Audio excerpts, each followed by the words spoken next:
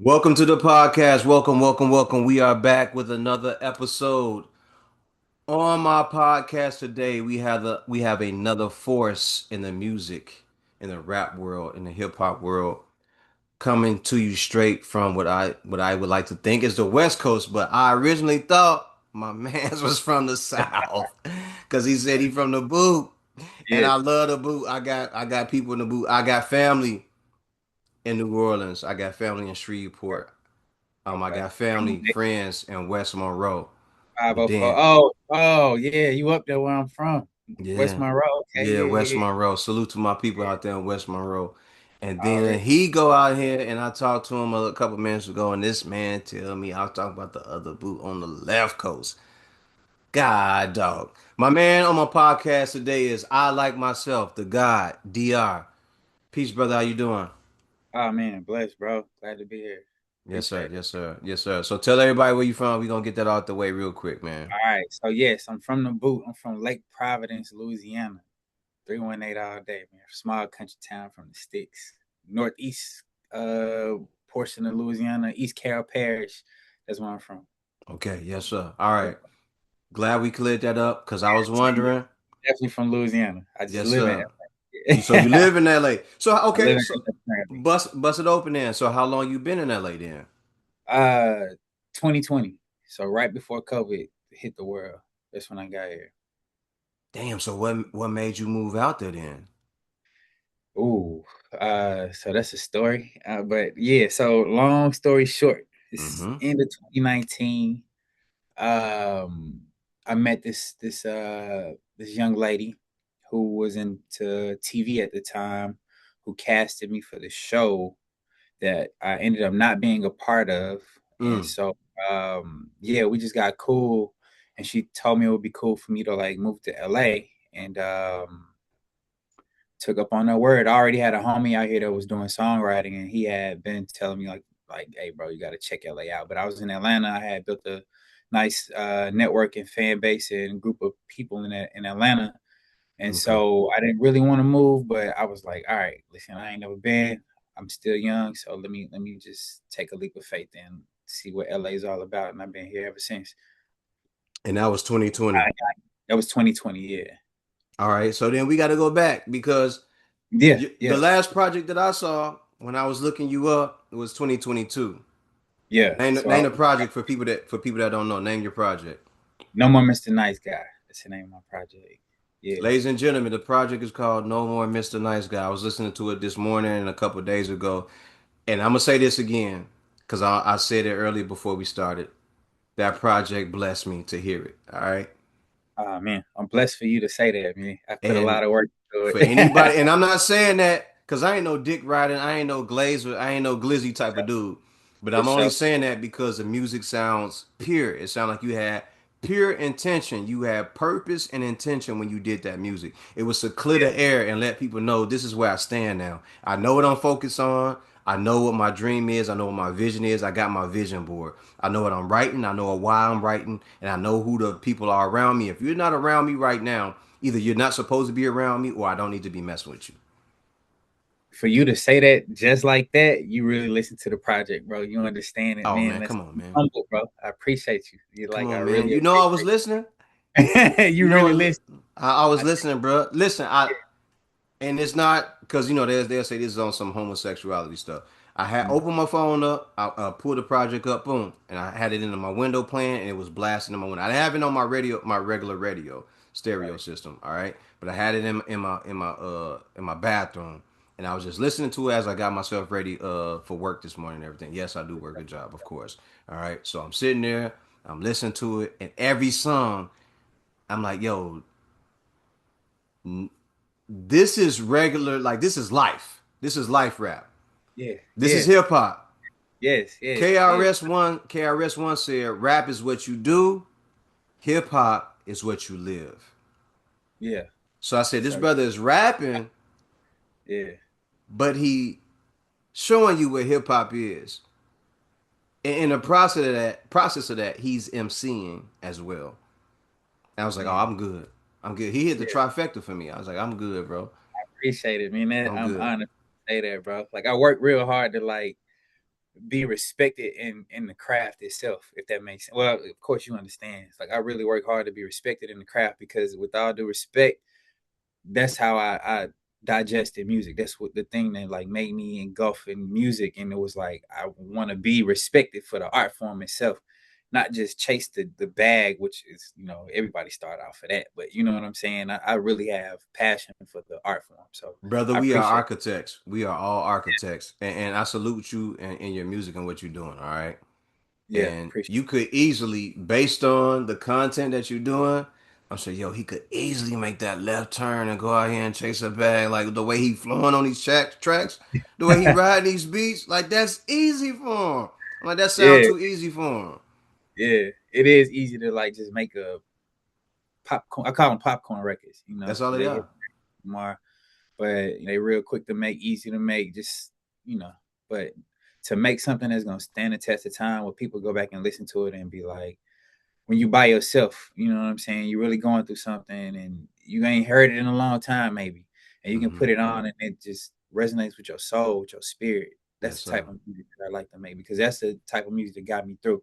You know what I mean? So Yes, sir. just And, and, man, and and the music that you're saying, that you're speaking on, I would like to call that not just, some people call it mood music or yeah, timepieces, but that's yeah, timeless music. It's priceless because every time you go back to it, you either get a jewel from it, or you ah, yeah, still capture that same feeling that yeah, blessed you when you were listening to it when you first heard it.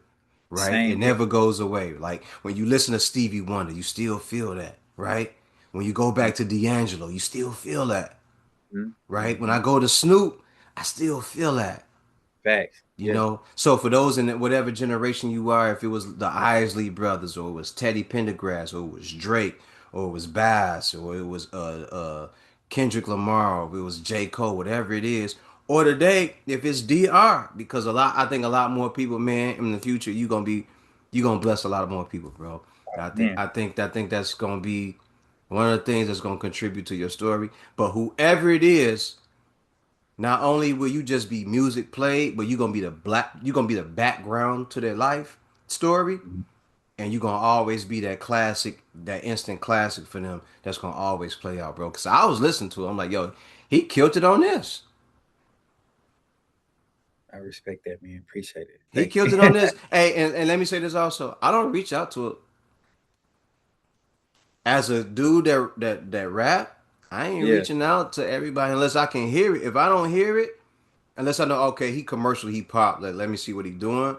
But yeah, when I really dig in, I start listening to it. If I don't hear it, I go, oh, I already know what he's doing. He just putting out music to be putting out music. You know what I'm saying? yeah, He think he can do what everybody else can do. yeah. But I Understand. sat there and I was listening to the music. I'm like, yo, if I listen to this a few more times, the that, my first play yesterday, I was already on it. I was good. Okay. I was like, okay, I'm cool.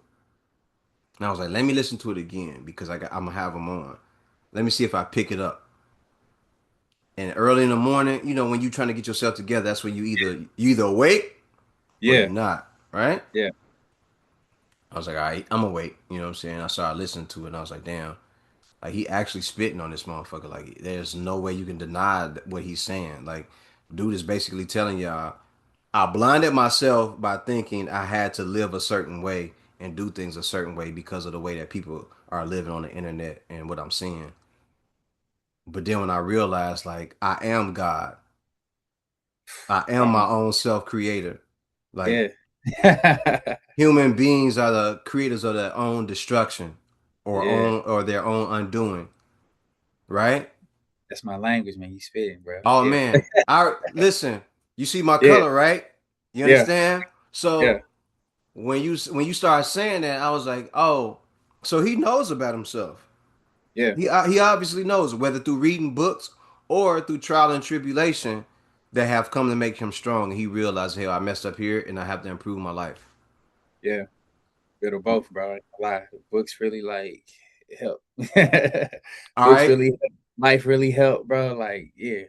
bet it up, To, bet it up. Okay, so talk about that then. So what books have you been reading? actually, I'm reading something right now.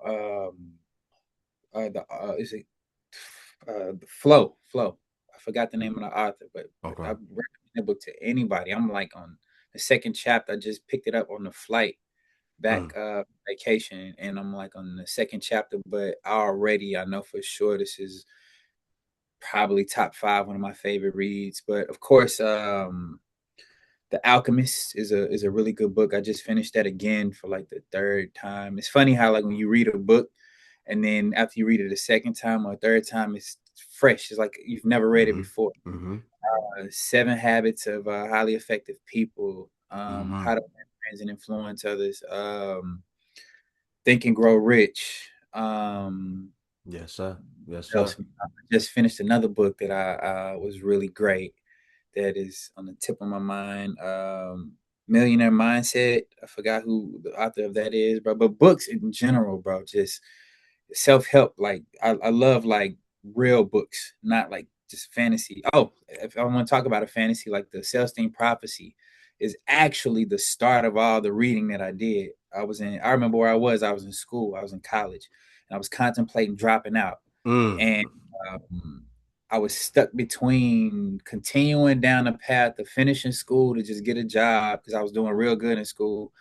But for I don't know, it was just odd, bro. Like out of nowhere, like life just hit me, and I'm like, I don't think I really want to do this for the rest of my life. You know what I mean? mm. Computer science, and I saw where it was taking me, but it just didn't make sense to just sit there and code programs all day. You know what I'm saying? It just didn't make sense. I don't understand.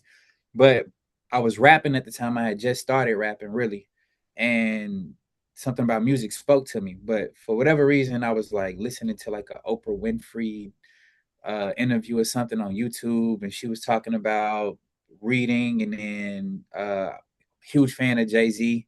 Um, Hopefully that don't come to bite me in my ass in the future. I'm a It big shouldn't. fan of his name is No, no, like no, no, no, yeah, no. yeah, It shouldn't. Hey, yeah, yeah. he one of them guys That's that you gotta like go see when you talk about hustle and grind and no, making it. listen, That's the yeah, yeah. American dream for us right there. Oh, for sure. No, it was actually a joke. I don't care. People can say what they want. He did, what he Yeah, did, whatever. You know what I'm saying? My yeah, respect is what it is. yeah. So I stand 10 toes on that. But he was it was some books that he read. The Purple Cow, and the Celestine Prophecy was one of them. Long story short, and so I Okay. went and copped that book from the from Barnes and Noble, or whatever, and then I started to read that. I was skipping class to read that book. Now Mm. it's a it's a what nonfiction or fiction book. It's not real, basically, whatever the word is. It's Fiction. a fiction. It's a fiction, and Hmm. so basically, it's this story about this guy who travels to Brazil to get this like this manuscript from like ancient Aztec people or whatever, and it's like principles about like how they live life and stuff like that. But it's really good though. So that's the first book that started me off, and I've read it like two or three times already. Each time is just a reminder of like what we're capable of as humans. So that opened me up to the world of like meditation and like mindfulness, self mastery, like self awareness and things like that. And that expanded my consciousness, you know what I'm saying, to become like self aware, aware of myself, and like Yes, pay sir. attention to my thoughts and know that I'm in control of my thoughts, my moods, my emotion. But I can go on and on and on about that all day, bro. But reading, yeah. Well, wait. So what you're saying is essential to each and every one of us out here, right? Because mindfulness of who you are and what you will accept and what you won't accept is it's about control of who you are at all Yeah, times, right? So yeah, what you're saying is me, I believe in meditation. I haven't done any meditation in a while. All right. But yeah, I know what meditation does for me. It don't just clear the air around me, but it clears me up and it adds oxygen and breath to my body and it changes the vibration or raises the vibration, I should say. Like, and yeah, it puts me in tune with everything that I want, everything that I'm searching for, and everything that I need at the same time. And also yeah. helps me to visualize what it is that I'm focusing on, right? Because what they Right. say is that meditation was the first example of prayer, right?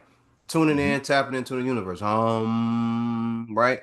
Being Yeah, on that same wavelength or whatever, and then talking to it and speaking through it and speaking through what you want and visualizing that as well. But um, knowing that you needed that and knowing that it's part of your purpose and who you are, I think is a wonderful thing, especially as a young man. And I'll say this: I'm 44. okay. All right, I'm 44 years old. So while some people may believe in Jesus Christ, Allah, Confucius, or whatever it is, I just believe in a supreme You look architect. young, bro. I didn't I know. appreciate that. I appreciate Yeah, that. take care of yourself, man. Yeah, I do. I do. I Yeah, drink a lot of water. I drink a lot of understand. water. Yeah, And I do not avoid people. I don't avoid drama. But if it's not worth me putting my time in, if my yeah, family's life is not in danger, or if my life ain't in danger, I will automatically just reject it. And I will sit there and I will calm down. I will look at you and I'll let you go off on your tangent and talk as crazy as you want to go and or be. And then when I step to you and I ask you, is this really what you want? yeah. You gonna give me the answer that I need, and from there, I know what you about. Understood. You Understood. understand me? You Respect. Yes, understand sir. me? Yeah, And if yeah, you're from that type of environment, and you yeah. get what I just said by the smile on your Hmm. face, and you nodding, we know what time it is with you. Exactly. Exactly. All day long. All day Day long. I long. could, bro. I could go to Louisiana. I could go to West Monroe. I could go to uh, Churchill Downs, one of your sons. I can Oh go yeah. Watts, California. I can go to Yeah. anywhere I can go. Yeah. The same rule applies to every type of person that really want to be about something. It's the Yeah. same Real thing. recognize real, bro. All day long. There No it matter is. what. Yeah. All There it day is. long.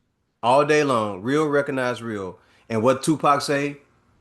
Real lies, real lies, real lies. You understand what I'm Hmm. saying? Hmm.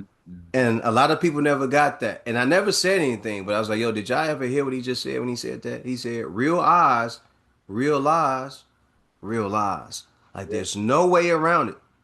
Ever. Ever. You understand what I'm saying? So I always think that reading is not just fundamental, but to the growth of every human being and to the growth of your actual brain. That's the only way that you can power that damn muscle, bro. Like you Yeah. have to read. Yeah. Besides feeding it water, you have to read. Reading, like they say, is fundamental, but it's power. Yeah. Definitely is, bro. Definitely is. That and real life experiences and reflecting. Like definitely reflect. Like that's something that I didn't really start doing until like 2021, 2020, right before the project, honestly. Mm-hmm. My shorty right now, she I tell her she like basically like saved my life. Like she gave me like a Mm. real awakening. Like that's my Okay. shorty. Like, yeah.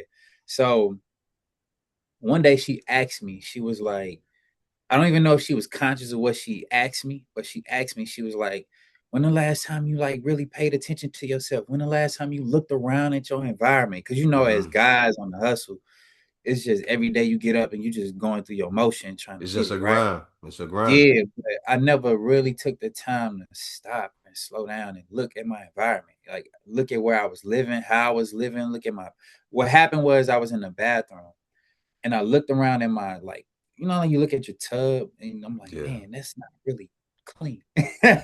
Yeah. Yeah. I don't, you know, I would go to somebody else's house and judge the shit out of them, but I ain't paying attention to my own house. That's a fact. Oh, bro, that shit broke me down, dog. Broke me down. And from now on, I started questioning everything.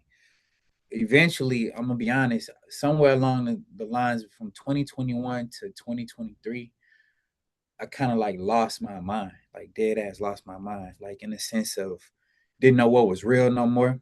You know Mm. what I'm saying? Like basically schizophrenic in a sense, but I was smart enough not to like express that to everybody I met about the Mm-hmm. things that were running in my head and my mind. So I just stayed quiet, patient until Yeah. things came back together and it Yeah. put me back together. And then I realized what was real and what wasn't. You know Mm. what I mean? It's crazy, but that was a dark time, but it was blessed at the same time. I think so. This is one of the things I think I don't believe because I don't know if you heard the term is to believe means you don't know, and to know means that you don't believe, right? You understand that you're familiar with that, right? So I Understood. know and I think that hard times come to make us stronger, Oh but the yeah, only way to be stronger is to go through it and deal with it. you But in have the to. you have to, right? But the Yes. other part is you have to stand in the mirror and look at yourself and say, I don't like that part about you. I don't Mhm, like that part about you. I don't mhm, like that part about you.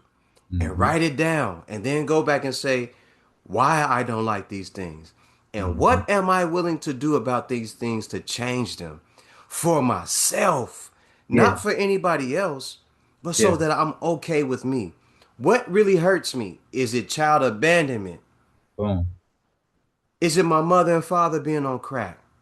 mm, Is it the lack of education that I had and no one paid attention to me?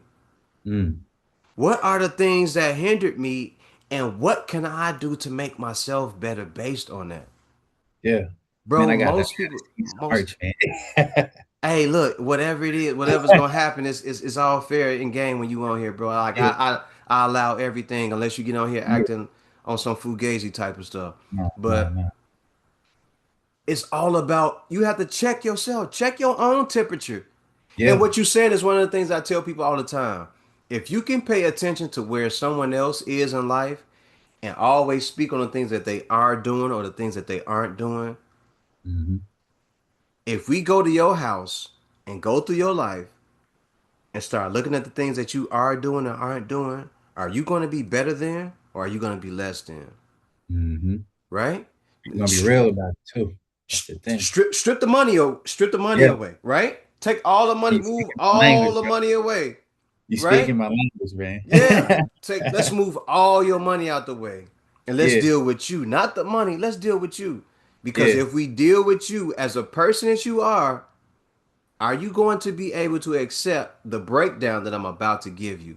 And yeah. the answer really is no.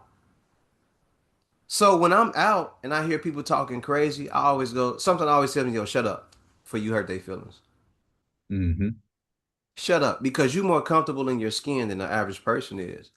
Yeah, all day long, and you And have to and what be. yeah, Have to and be. what you're about to do is you're about to hurt their feelings and they're not ready for that because you're about to hold up the mirror to them the same way you held it up to yourself already. And Yeah, because they're not ready for that conversation, they're gonna break down and they're gonna run the other way, or they're gonna blame you for how they feel about themselves. man, I've been blamed so many times for just Talk about having it.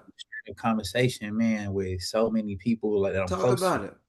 Okay, so around that same time when I discovered that I hadn't been paying attention to myself, I never held up the mirror and really looked and reflected on my life and Mm-hmm. started getting my shit together. Mm-hmm.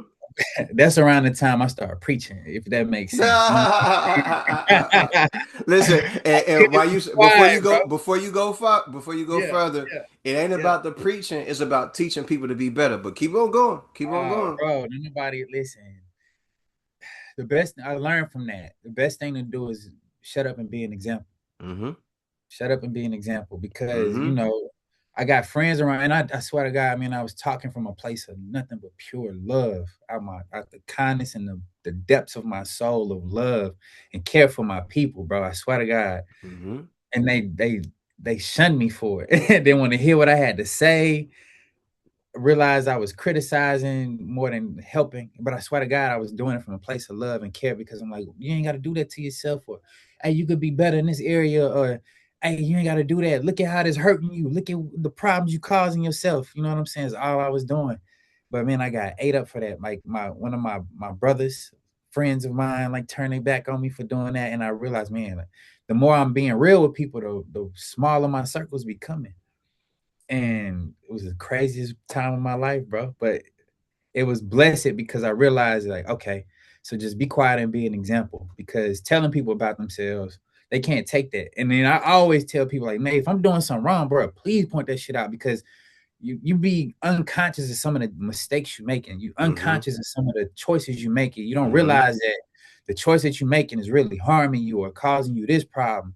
It's like you ever like been eating something and it's really good, but you full in a motherfucker, but you still eating, Still, but you keep on yeah, going, but you still just can't going. stop. You can't stop. It's Yeah, so good, but you can't stop.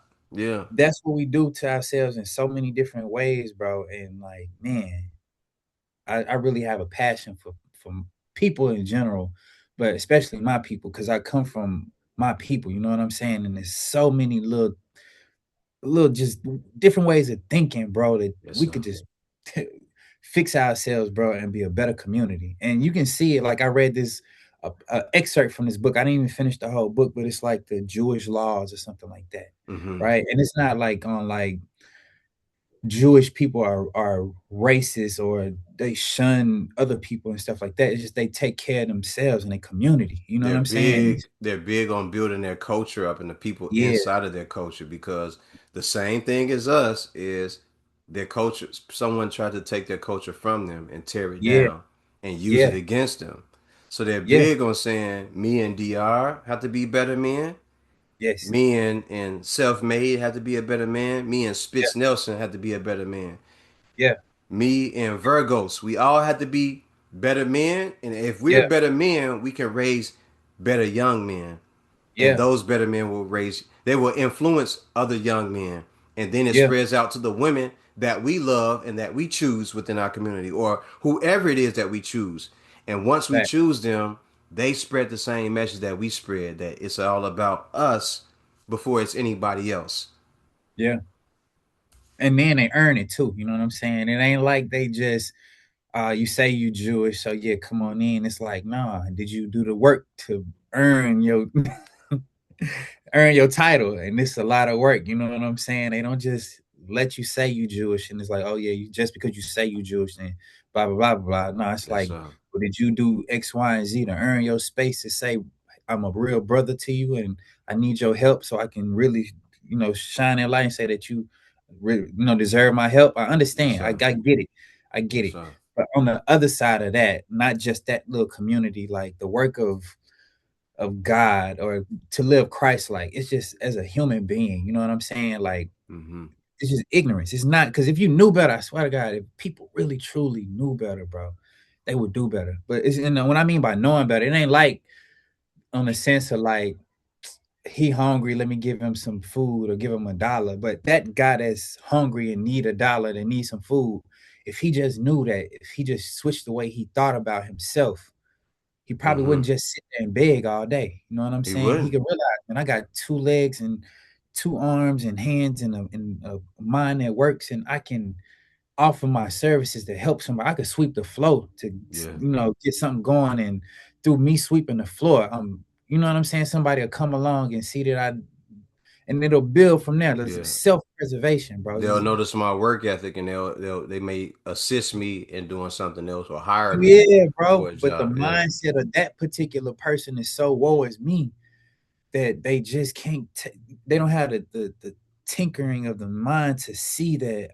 they can help themselves out that situation. They study replaying this program in their mind that is something against me, a force against me. It's programming, bro. And I broke free of that programming, like I said, because of my shorty made me pay attention to myself and I Mm-hmm. started questioning myself. And for me questioning myself, it gave me the skill to self-reflect and not make excuses for things. You know what I'm saying? Now that took time because even when I started self-reflecting, Yes, sir. but when I Thank you. started self-reflecting, I still had excuses. I still was like, well, this person got this circumstance for them, or this person was born into that, or this person has this help at the start of it when I first started.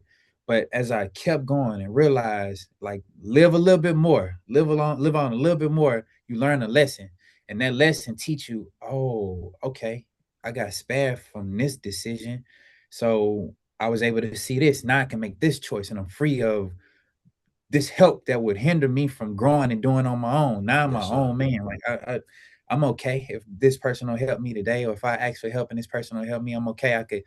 I know something gonna come.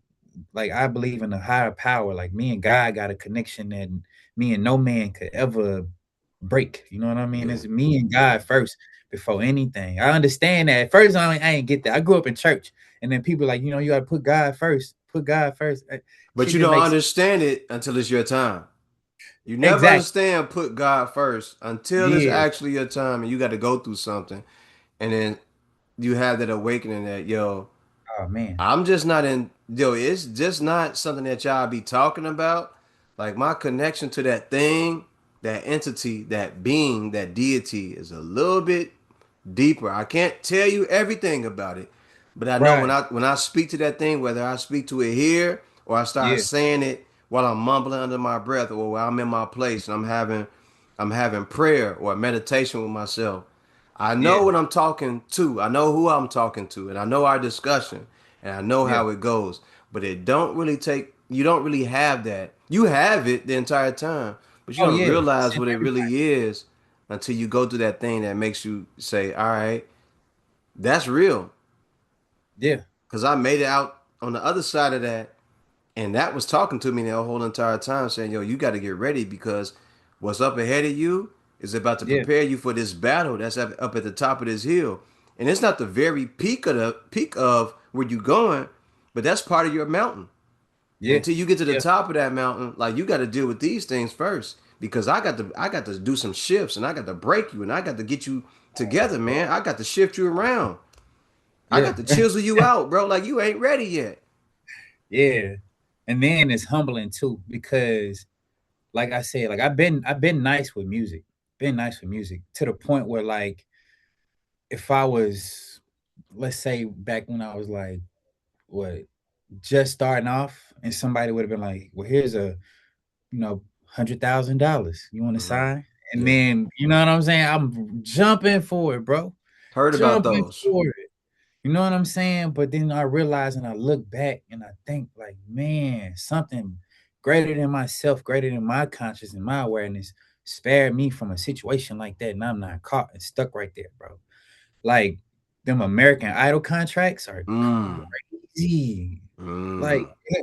they didn't. Luckily, they didn't have rap American Idol, but the American Idol, you should basically sign your life over to those people. You know what I'm saying? For them to shelve you and do nothing with you. But I wasn't ever in a situation like that just by the grace of God. You understand? But like So that's wait, you heard about some of those contracts? You know oh someone who had to go through yeah. that? What? Oh, it's the music industry itself, bro. Like just all right. So it's like this. You the bank, right? You got a lot of money, Hmm. and you see a piece of talent out there, just naive, don't know nothing about itself. It's great, can sing well, but you got this army of people that can blow that talent up and make you more money. Yeah, Basically, that's all yeah. you do. And so, to make sure that protect your investment, you put it under contract. Hmm. Hmm. So Hmm. these contracts are extensive. You know what I mean? Like, hey, we want to collect your music and you can't sign to nobody for 10, 15, 20, 30 years or something like that. Like Mm. in the Diddy documentary, if I don't know if you watched it, but the Cassie I situation, like did. 10 I albums, did. you know what I mean? Like that's diabolical. That's crazy to take someone's art, time, energy, and creativity away from them like that and put it under this umbrella that you have with paperwork, bro. Like, That's all it um, ever is. All of this stuff is real. paperwork. Just paperwork. Everything is paperwork.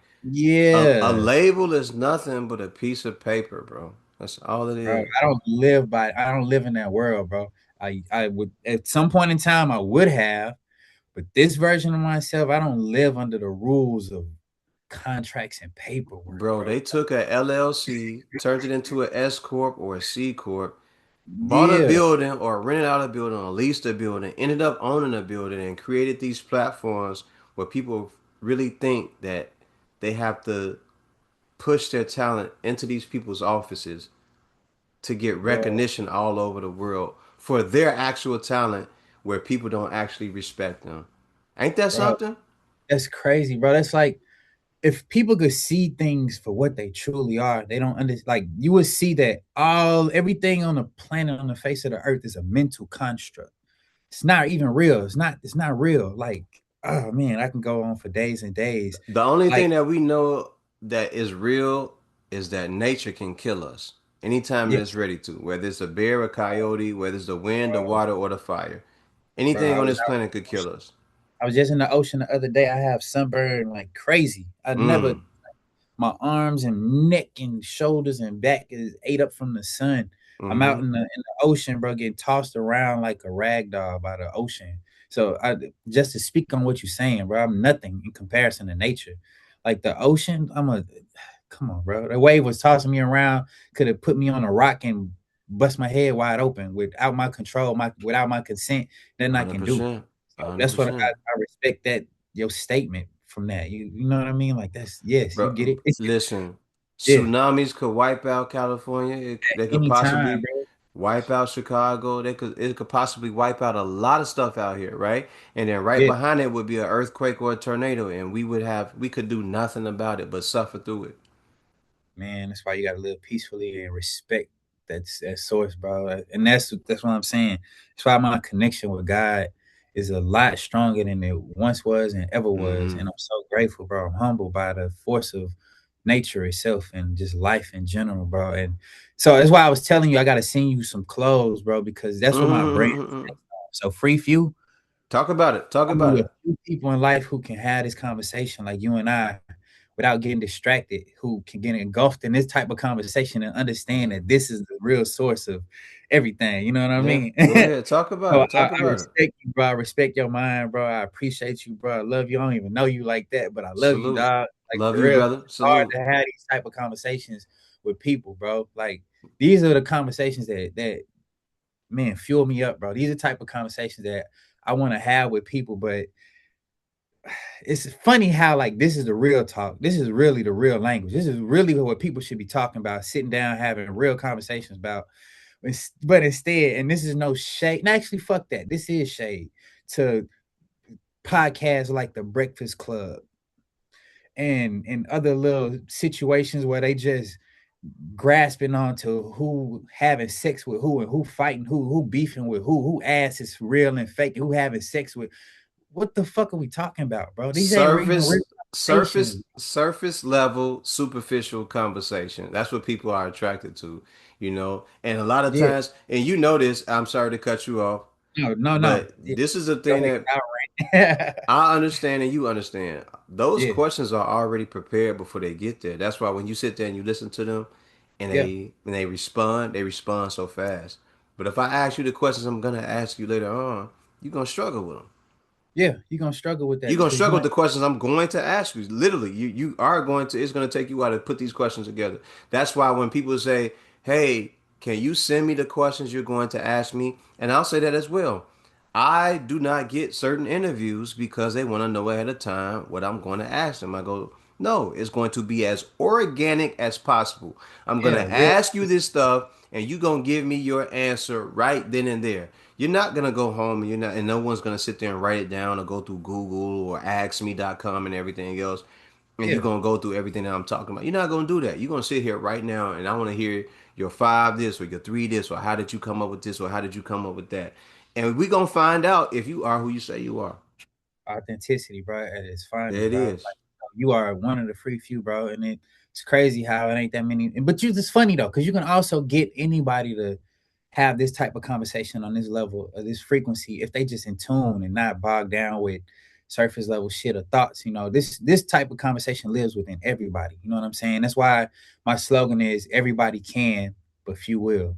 You know what I mean? So that's what free Mm-hmm. few is all about. This type of energy, like God people, God level, like the teachings of like Jesus Christ. You know what I'm saying? Like I'm I'm a I'm not a Christian, but I understand the writings of that because it lives in everything that I ever read, bro.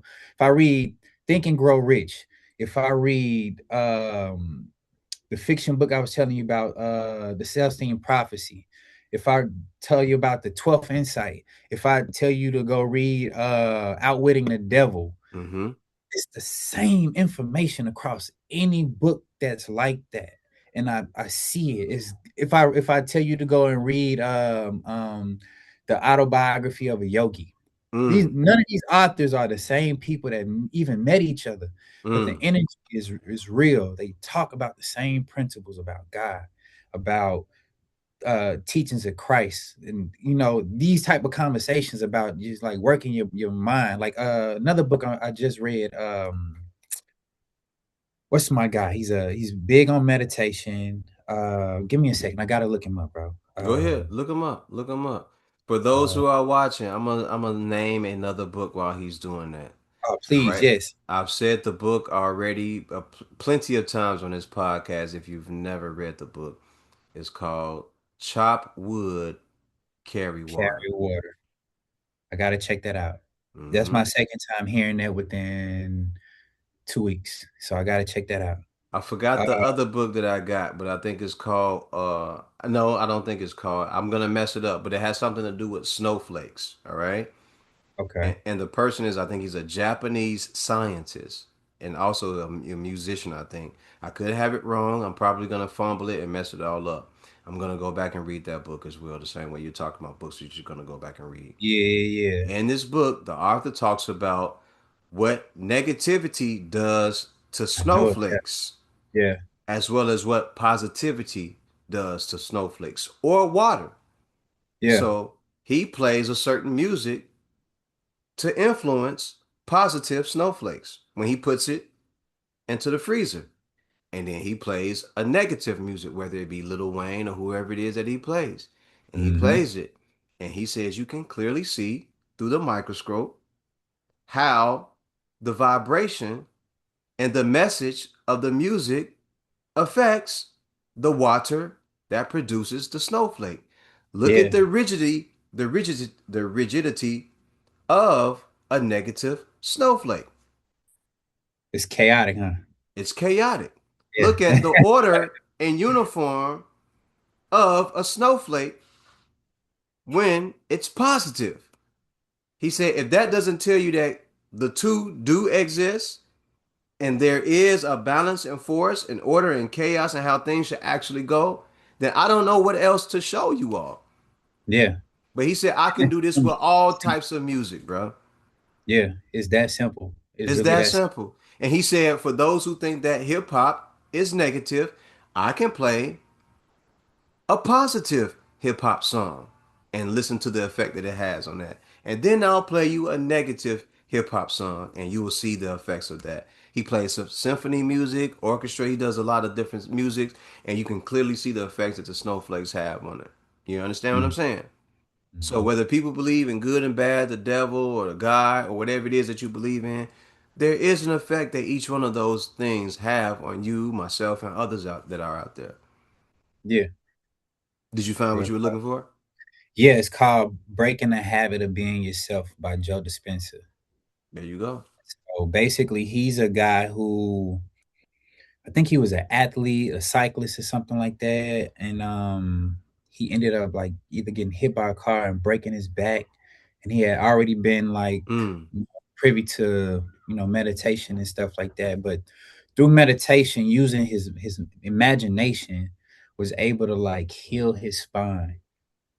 So that story was interesting to me, and so I I meditate like often, a lot more today than I did in the past. I've done it before, like in the past, like on some like, let me see what this is, just on some woo woo shit. But now I'm like more in tune with like discovery. You know what I'm saying? Like, I'm real big on like the mental, real mm-hmm. big on like neuroscience. I'm Okay. still novice to a priv, obviously, but I'm definitely interested. At least it just piqued my interest. So I'm not like no expert in the whole thing. So I'm just like still regurgitating information.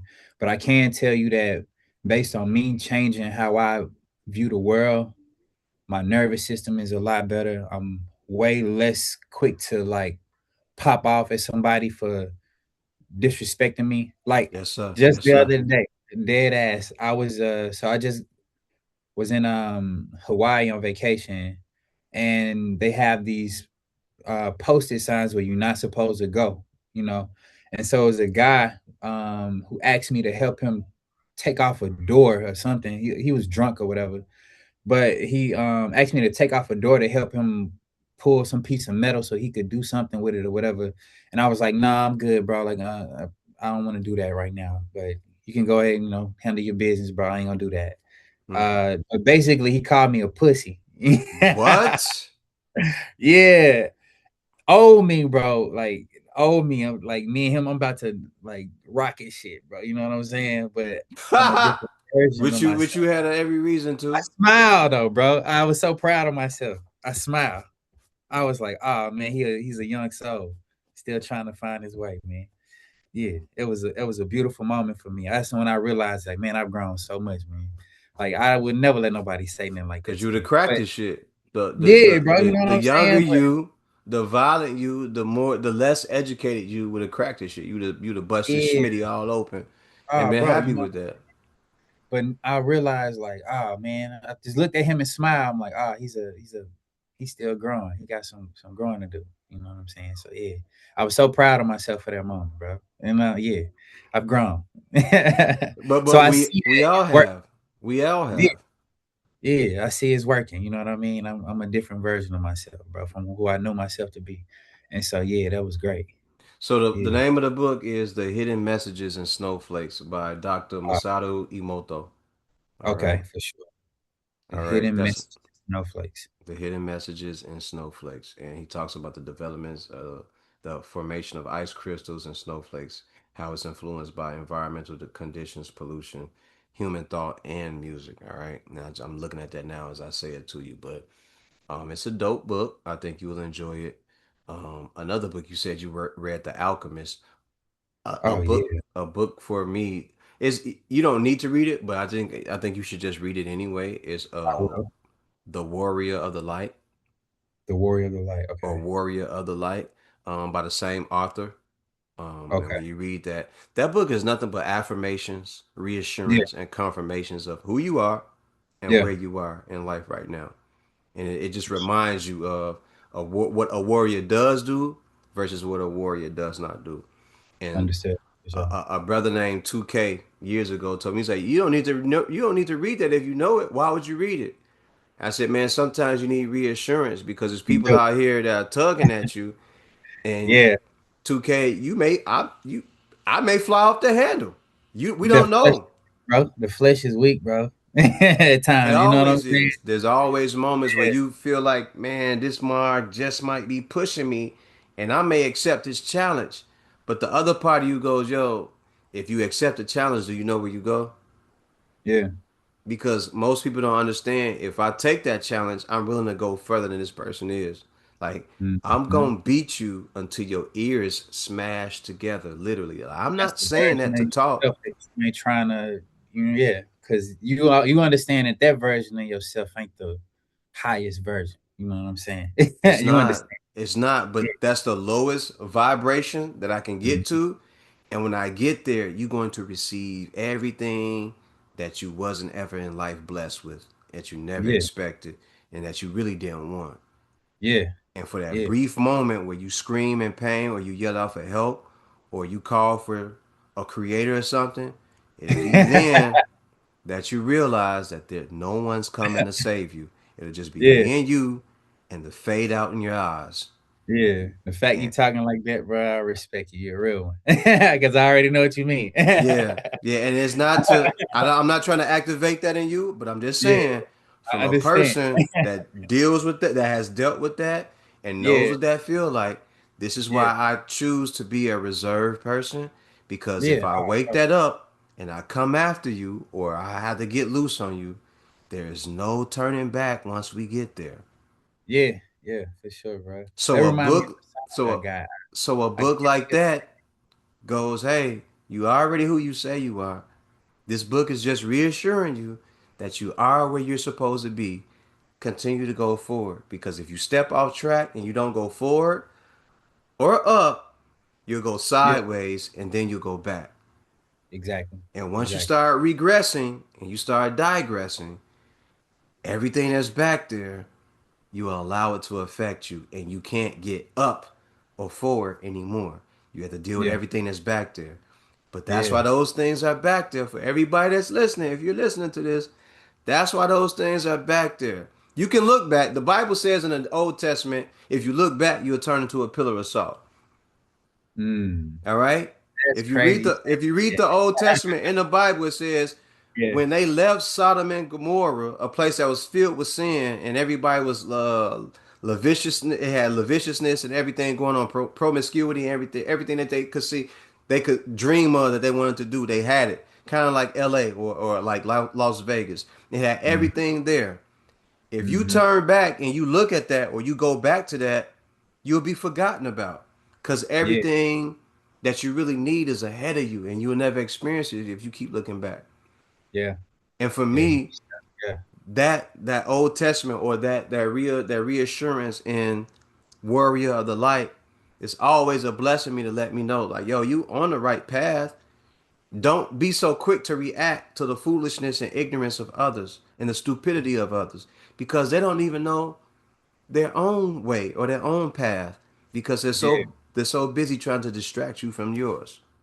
it's one of my favorite quotes out the Bible. It's like, "Forgive them, Father, for they know not what they do." Yeah. So yeah, definitely. For me, I say this: it's not that forgive them, Father, for they know not what they do. The other quote for me was when I was in college. It was ignorance we can fix, stupidity is forever. People who are ignorant, they just don't know. They Yeah, ignore what's actually being taught to them or said to them because they don't dive deep. They don't delve deep into what they're being told. But yeah, stupidity is the fact that I'm telling it to you and you're still rejecting what I'm saying. Hey, yeah, I am going to black both your eyes and knock your teeth out. And you go, oh, that'll never happen. That'll never yeah, happen. And yeah, then I get close enough to you and you're sitting there looking at me and then your teeth is falling out. You're going, oh, it was a mistake. No, it's not because the rest of them are going to drop out too. That's stupidity. To think that even though I told you what's going to happen to you and I'm doing it, you reject what I'm telling you. yeah. Hey man, it's one way to find out. It's only one way to really find out, and I'm trying to prevent myself from showing it to you. Not Yeah. you specifically, but Oh no, I understand. I anybody. understand. I'm Yeah, trying not to show it to you because when we get there, there is no off switch, bro. It's yeah, on. And when yeah, it goes off once I'm done. Once my mind and my body commit to saying, we're done now, that's when it's yeah, over with. yeah, I've never seen nobody like that, like yourself, like other people. I'm not going to even name me, like other people that are out there who just all of a sudden go, all right, I'll turn off. It turns off when it turns off because they don't yeah, even know that they're turning off. yeah. Don't even know. Yes, called blacking out. Say it one Blacking more out. time. What's it called? Blacking out. Yeah. I have a buddy, may he rest in peace. All Mm. right, that I grew up with. He would do that. He would black out, and when he would Mm. black out, he would be gone for a week, 2 weeks, 2 months, and then all of a sudden he would show up and he would be so mellow. Yeah. But the path of destruction that he caused, you wouldn't know about it until stuff started happening in the paper, or you start hearing Mm. in different neighborhoods what actually it went down. Hey, what Yeah. happened over there? Damn, I ain't even know that. Yo, where your man's at? I don't even know what you're Mm. talking about. Yo, he ain't been over here in like 2 weeks. Yo, hey, we know who did. I don't know what you're talking about. And it Mm. wasn't because I'm covering for him. It's just because like dude blacked out. Yeah. He blacked out. But what we always ask the people is, yo, leave him alone, man. Let him chill. Yeah. Yeah. People like that actually exist. And there's a group of people out there who like to talk. They like to run their mouth. And they never experienced Yeah. nothing like that. Yeah. Yeah. See, what people Yeah. forget is that even if you read the Bible, Jesus had a temper too. For those who don't know, Jesus had a Oh yeah, he temper. flipped tables. Yeah, he flipped tables. Yeah. Say it one more time. Say it one more time. Flipped tables. You know what? I ain't gonna lie. I swear to God, bro, that really made me accept myself even more when I, understood. I was like, you know what? Even the holiest motherfucker that we respect on the planet, whether he existed or not, like he still exists as a concept in our mind. Even he had a temper. Oh, okay. Well, I'm okay. I forgive myself. I'm okay. Yeah. But not just Jesus. Yeah. The 12 guys that he chose had tempers. Like four Oh or yeah. five of them dudes had tempers, bro. Yeah. They Yeah. said, Jesus, we'll cut this nigga if he ever say, if, I'm paraphrasing, but they were saying in the No, book, if yo, you I will it's cut like this nigga if he's ever say anything like that to you again. I'm dead ass in the process of like reading the Bible through from start to finish because I never done that before, and the reason why I need to do that is because I need to be able to regurgitate what everybody has read before me in a with knowledge of with with my own eyes. I seen it and Hmm. read it myself, so I'm gonna say it how I see it. Because everybody tell me how they see it and how they interpret it, and I don't have the foundation to challenge a thought process that somebody Yeah. says. So I'm Yeah. doing my due diligence to make sure I read it from front to back. But based on what I've heard in church, and if you look at it, Jesus was basically a I think it was a gangster with some riders, if that makes sense, you He know. was a Jesus was a In a sense, revolutionary who had hood dudes around him yeah, that's that the knew same. what Like he Malcolm was. X, Martin Luther King, That's all it like was. it's the same thing, bro. It's the same thing. There it is. There it is Yeah, right there. They were on the same same thing. mission, but Jesus was a leader of these guys, and he was the one that they respected enough to know, like, hey, he's something like us, but he has a different type of gift, and we gonna follow Yeah, behind him to back him up. But we feel like yeah, we can get to some level of where he is, right? yeah. And when I say gangster, to clarify for the audience, I ain't saying like he out here like robbing and killing and No, selling nothing like drugs. that. But he's a real one, if that makes sense. He's just He was. a real one, like a real one, and he had respect from other real ones. So real, like I said, real recognized real. He was a real one. Exactly. And to go even deeper in that, when a person can come into your neighborhood, excuse me, or they can come into your life and they can wake you up, even though you may not want to be woken up at the time, and they may Yeah, help you get a job, or they may help you educate yourself. They may give you books to read, or they may set you on a path to getting you a job, or stop you from being in the street, and then you go work for a labor union, or you're doing things that make your life better. That's a real one because they yeah, have the intention to make sure that you're doing what you're supposed to do to not just be here, but you're thriving. You're being yeah, productive and you're being progressive. That's yeah, what Jesus did. That's what he did. He took a bunch of dudes that was out doing whatever they was doing, and he blessed them. He turned their life around. And yeah, the another example of that is when you read the Bible. Moses was a murderer. mm, Paul was a murderer. mm, Peter was a gangster.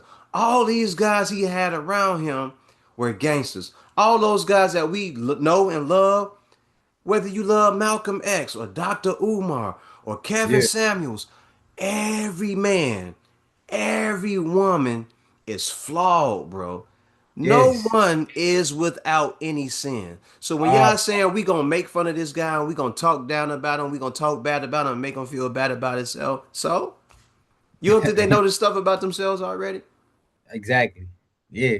That's Just why they able to go out into the world the way they are. Because they exactly because of my experience teaches me and says to me that I can say more to people about this world and how to prepare themselves and get themselves ready for the next phase than you can mm, because you don't know nothing, you ain't did nothing.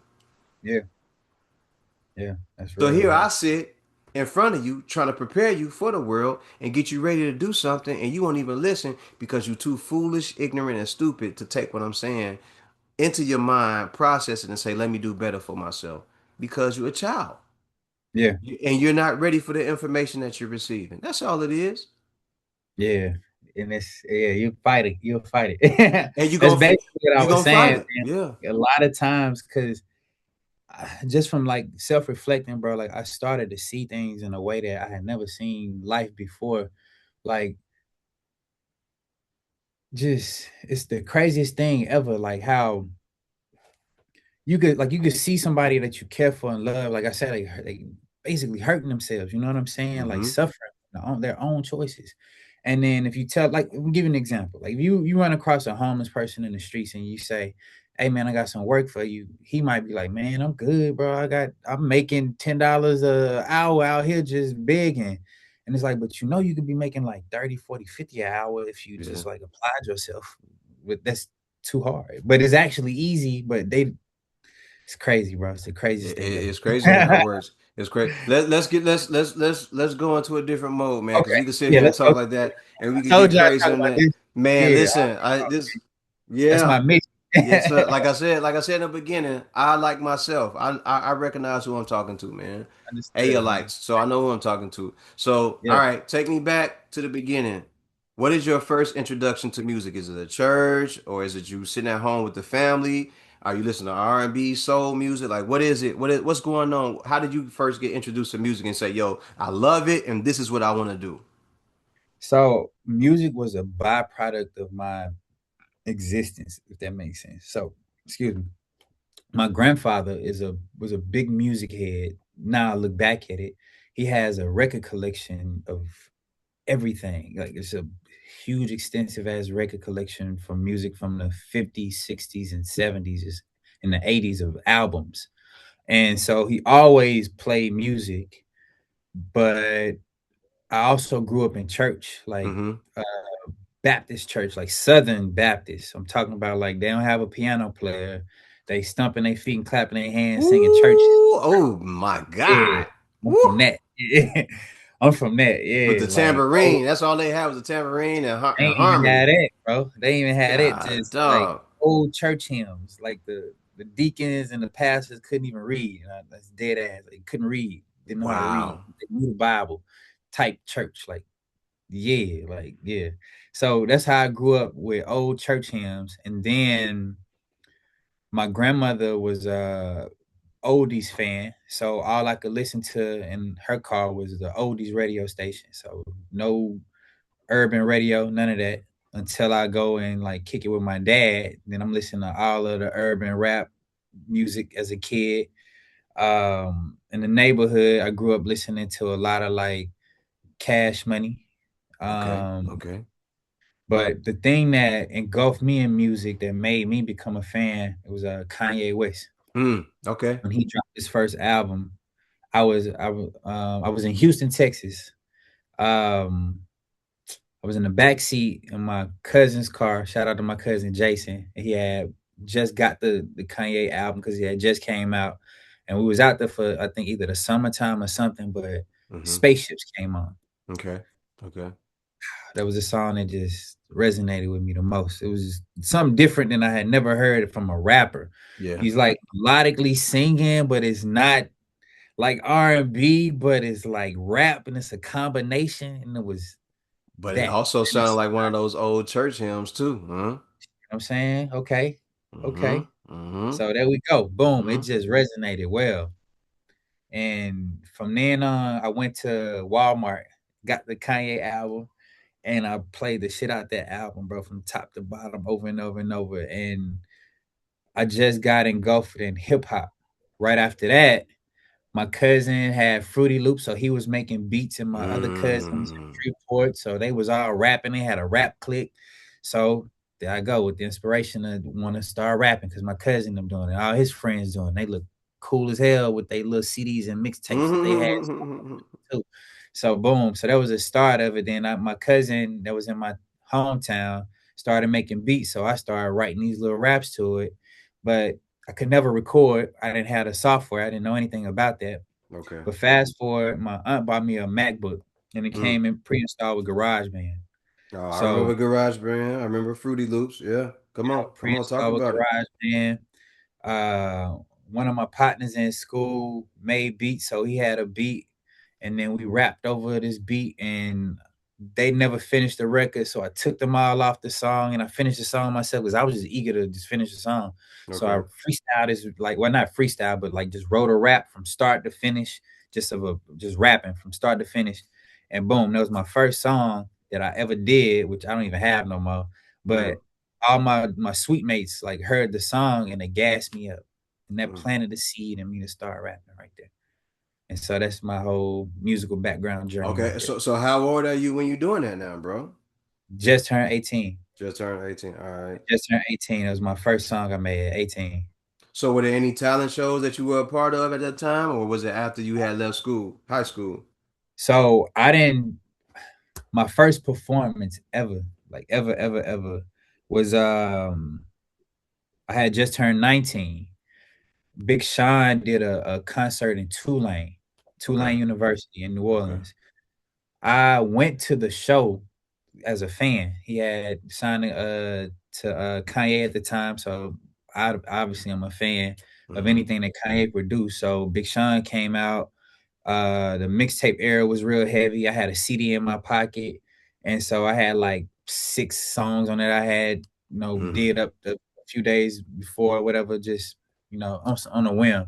But I go to the show, thinking about just going to the concert. I bought tickets, and they had these promoters out there. So we hanging around campus, they had these promoters out there passing out flyers to all the kids on campus, trying to get them to come to the show.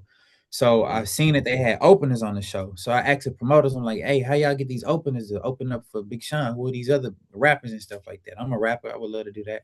And it was like, well, the guy,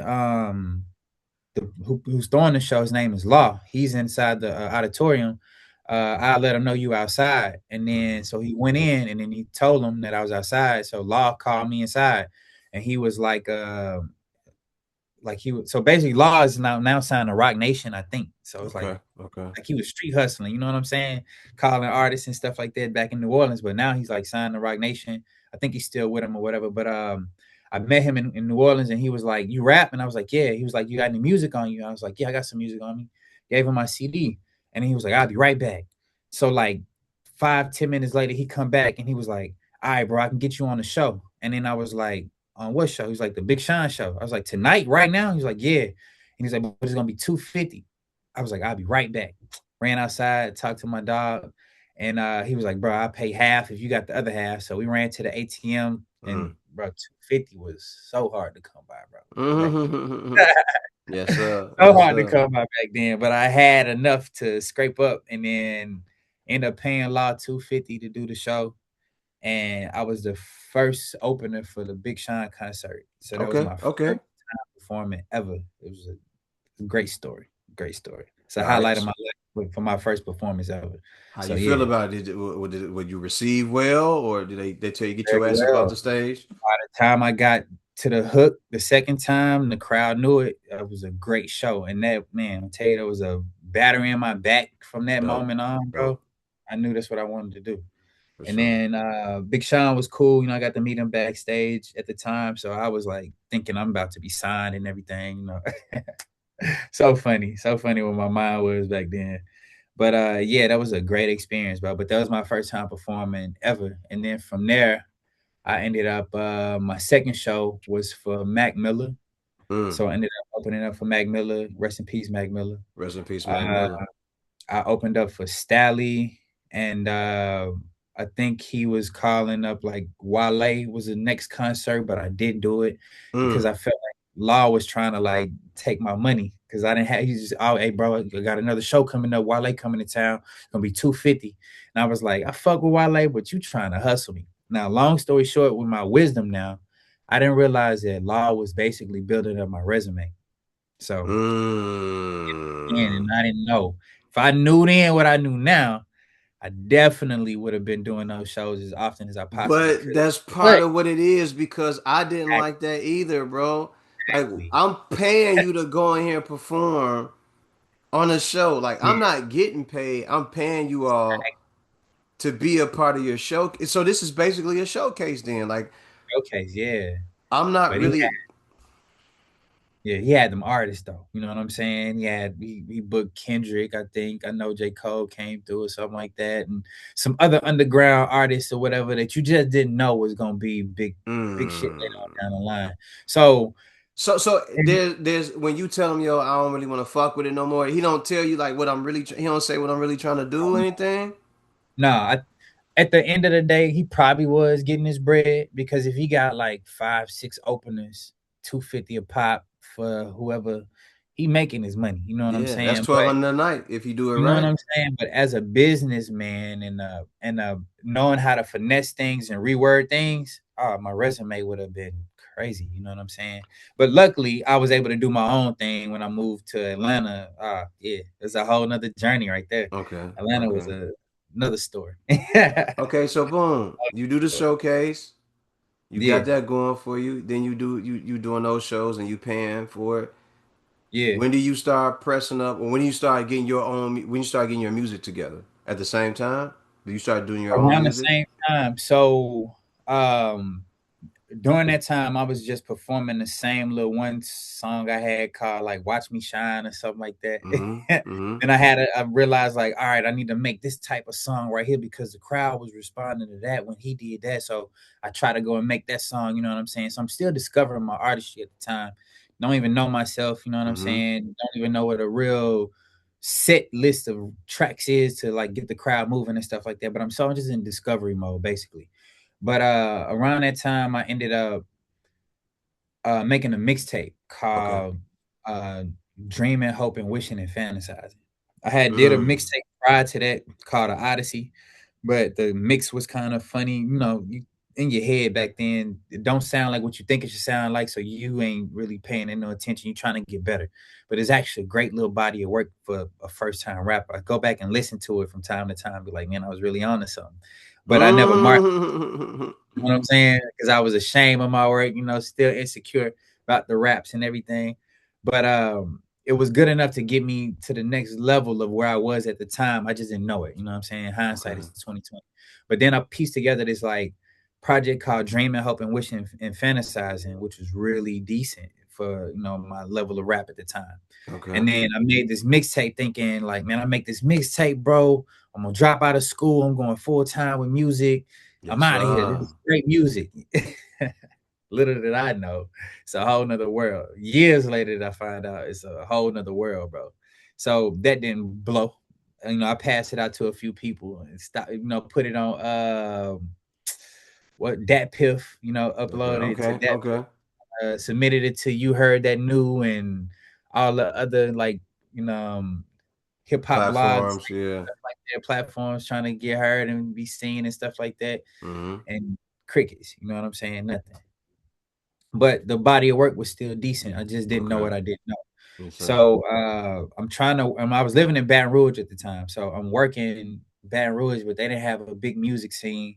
If you didn't sound like Boosie, or you didn't sound like Level, Webby. and you didn't club jiggle music at the time, they Mm-hmm. wasn't messing with you. I made music like J. Cole, I made music like Drake, I made music like Kendrick at the time because that's That's a who I was, fact.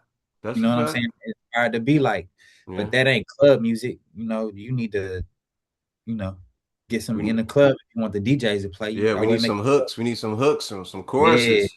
We I need was people making shaking their real life. booty, shaking their Yeah, booty and titties in here, man. yeah, I was making real life music trying to be like them. You know what I'm saying? Because they in the Mm-hmm. platform, they on the world stage right now. So why not shoot to be at the top? You know what I'm saying? I ain't trying to just be in the club. So I Mm-hmm. wasn't making that type of music. And plus I never resonated with club music, you know what I'm saying? I always was like conscious of like conscious music. I'm trying to Mm-hmm. touch your soul, touch your heart. So I always made music like that. But long story short, I ended up moving to Atlanta and Mm. further my rap career. And then I met up with K Camp's mom when I first got out there. Okay. She actually was a gem, bro. Like, introduced me into the real music industry and how to go about it as an independent artist. So that's when Okay. I learned about CD Baby and TuneCore and platforms like DistroKid and things like that. Yeah. Signing up for your BMI, your ASCAP, getting your paperwork right and Gotta stuff have like those. that. You got to have those. She really like gave me the game to get started, bro, as an independent artist because she seen me hustling, passing out my little mixtape. You know Mm-hmm. what I'm saying? And she admired that. And she really like helped me and put me on the path, bro. And so like I always respect that lady, man. So shout out to K Camp's mom, bro. So Salute yeah, to her. Salute to her. yeah, definitely. So Atlanta was another beast. More showcases, more open mics, and I built a name for myself in Atlanta. And I got pretty big, but the money ran thin because I mean, it it's happened. expensive. It come with it, bro. Oh yeah, It yeah. The come with money ran it. thin. My Yeah. fame was bigger than Bank account. my bank account, and so I shrunk. You know what I'm saying? Because everybody looking for De.R at the time, but De.R couldn't afford to be outside, and De.R was too insecure to pull up in the busted Honda to the spot. You know what I'm saying? Because he was just Man, let me tell you something about realness, brother. oh dog, Let me tell you something about realness, brother. yeah, When you are authentically being yourself yeah, and you understand where you are in life, whether you at the yeah, bottom, the middle, or at the top, brother, or in somewhere in between any one of those. yeah. No matter how you pull up, when you are letting people see who you are and you are telling people who you are, they're gonna accept that shit because they're gonna go, oh, Oh you man, you really spit. are Yeah, you who you spitting, say bro. you are. Yeah, but I didn't know that at the time, bro. I was I had to figure that out. One time I showed up, and I'm not the biggest dude on Louis Vuitton. Even I could go out. I could do that. I had to save up a little bit just to blow some cash like that. it Boom, would boom. be silly of me, at any point because a lot of that stuff don't look like much to me anyway. That's just me talking. Exactly, A bro. bunch of Oh, especially monograms and being a everything like bastard, that. dog. Yeah. I know how much it costs. I would Yeah. never, bro. Oh, bro, I could listen. Never, Ha. never. Ha. But Yeah, let me say this, man. The yeah, way I'm dressed now in a hoodie, some yeah. shorts, and some Air Max ones, I did a showcase for one of my homies. I didn't get paid. I showed up, I did the showcase. I wasn't supposed to be on it, but the two artists that he had did Yeah. not show up and do what they were supposed to do. All right. So Mm, he called me last minute. He told me an hour and a half before the show started that he needed my help. I yeah, considered it a showcase. It was an actual concert that the artist did not show up for. damn. So he needed some guys to come in and perform. I came in, I treated it like any other showcase, bro. The same thing Mm-hmm. that you said. I did the hook, the verse, the hook. I came back, did the verse, and by the time I got to the hook and I got to the second part of that hook, they were singing Mm-hmm. it. Mm. So I kept doing like that, and they repeated that. And then I did that last verse, and told them repeat that shit for me a bunch of times. They knew it. Yeah, yeah, yeah, They knew it. Did the second song. Bro, I went through this list of songs, and when I turned around, I looked up. He said, yo, you got 15 minutes. I have been going for 35, 40 minutes. Didn't yeah, know it until I looked up, and I got my hoodie on like I'm in the zone now. I look yeah, over. He like, yo, you good.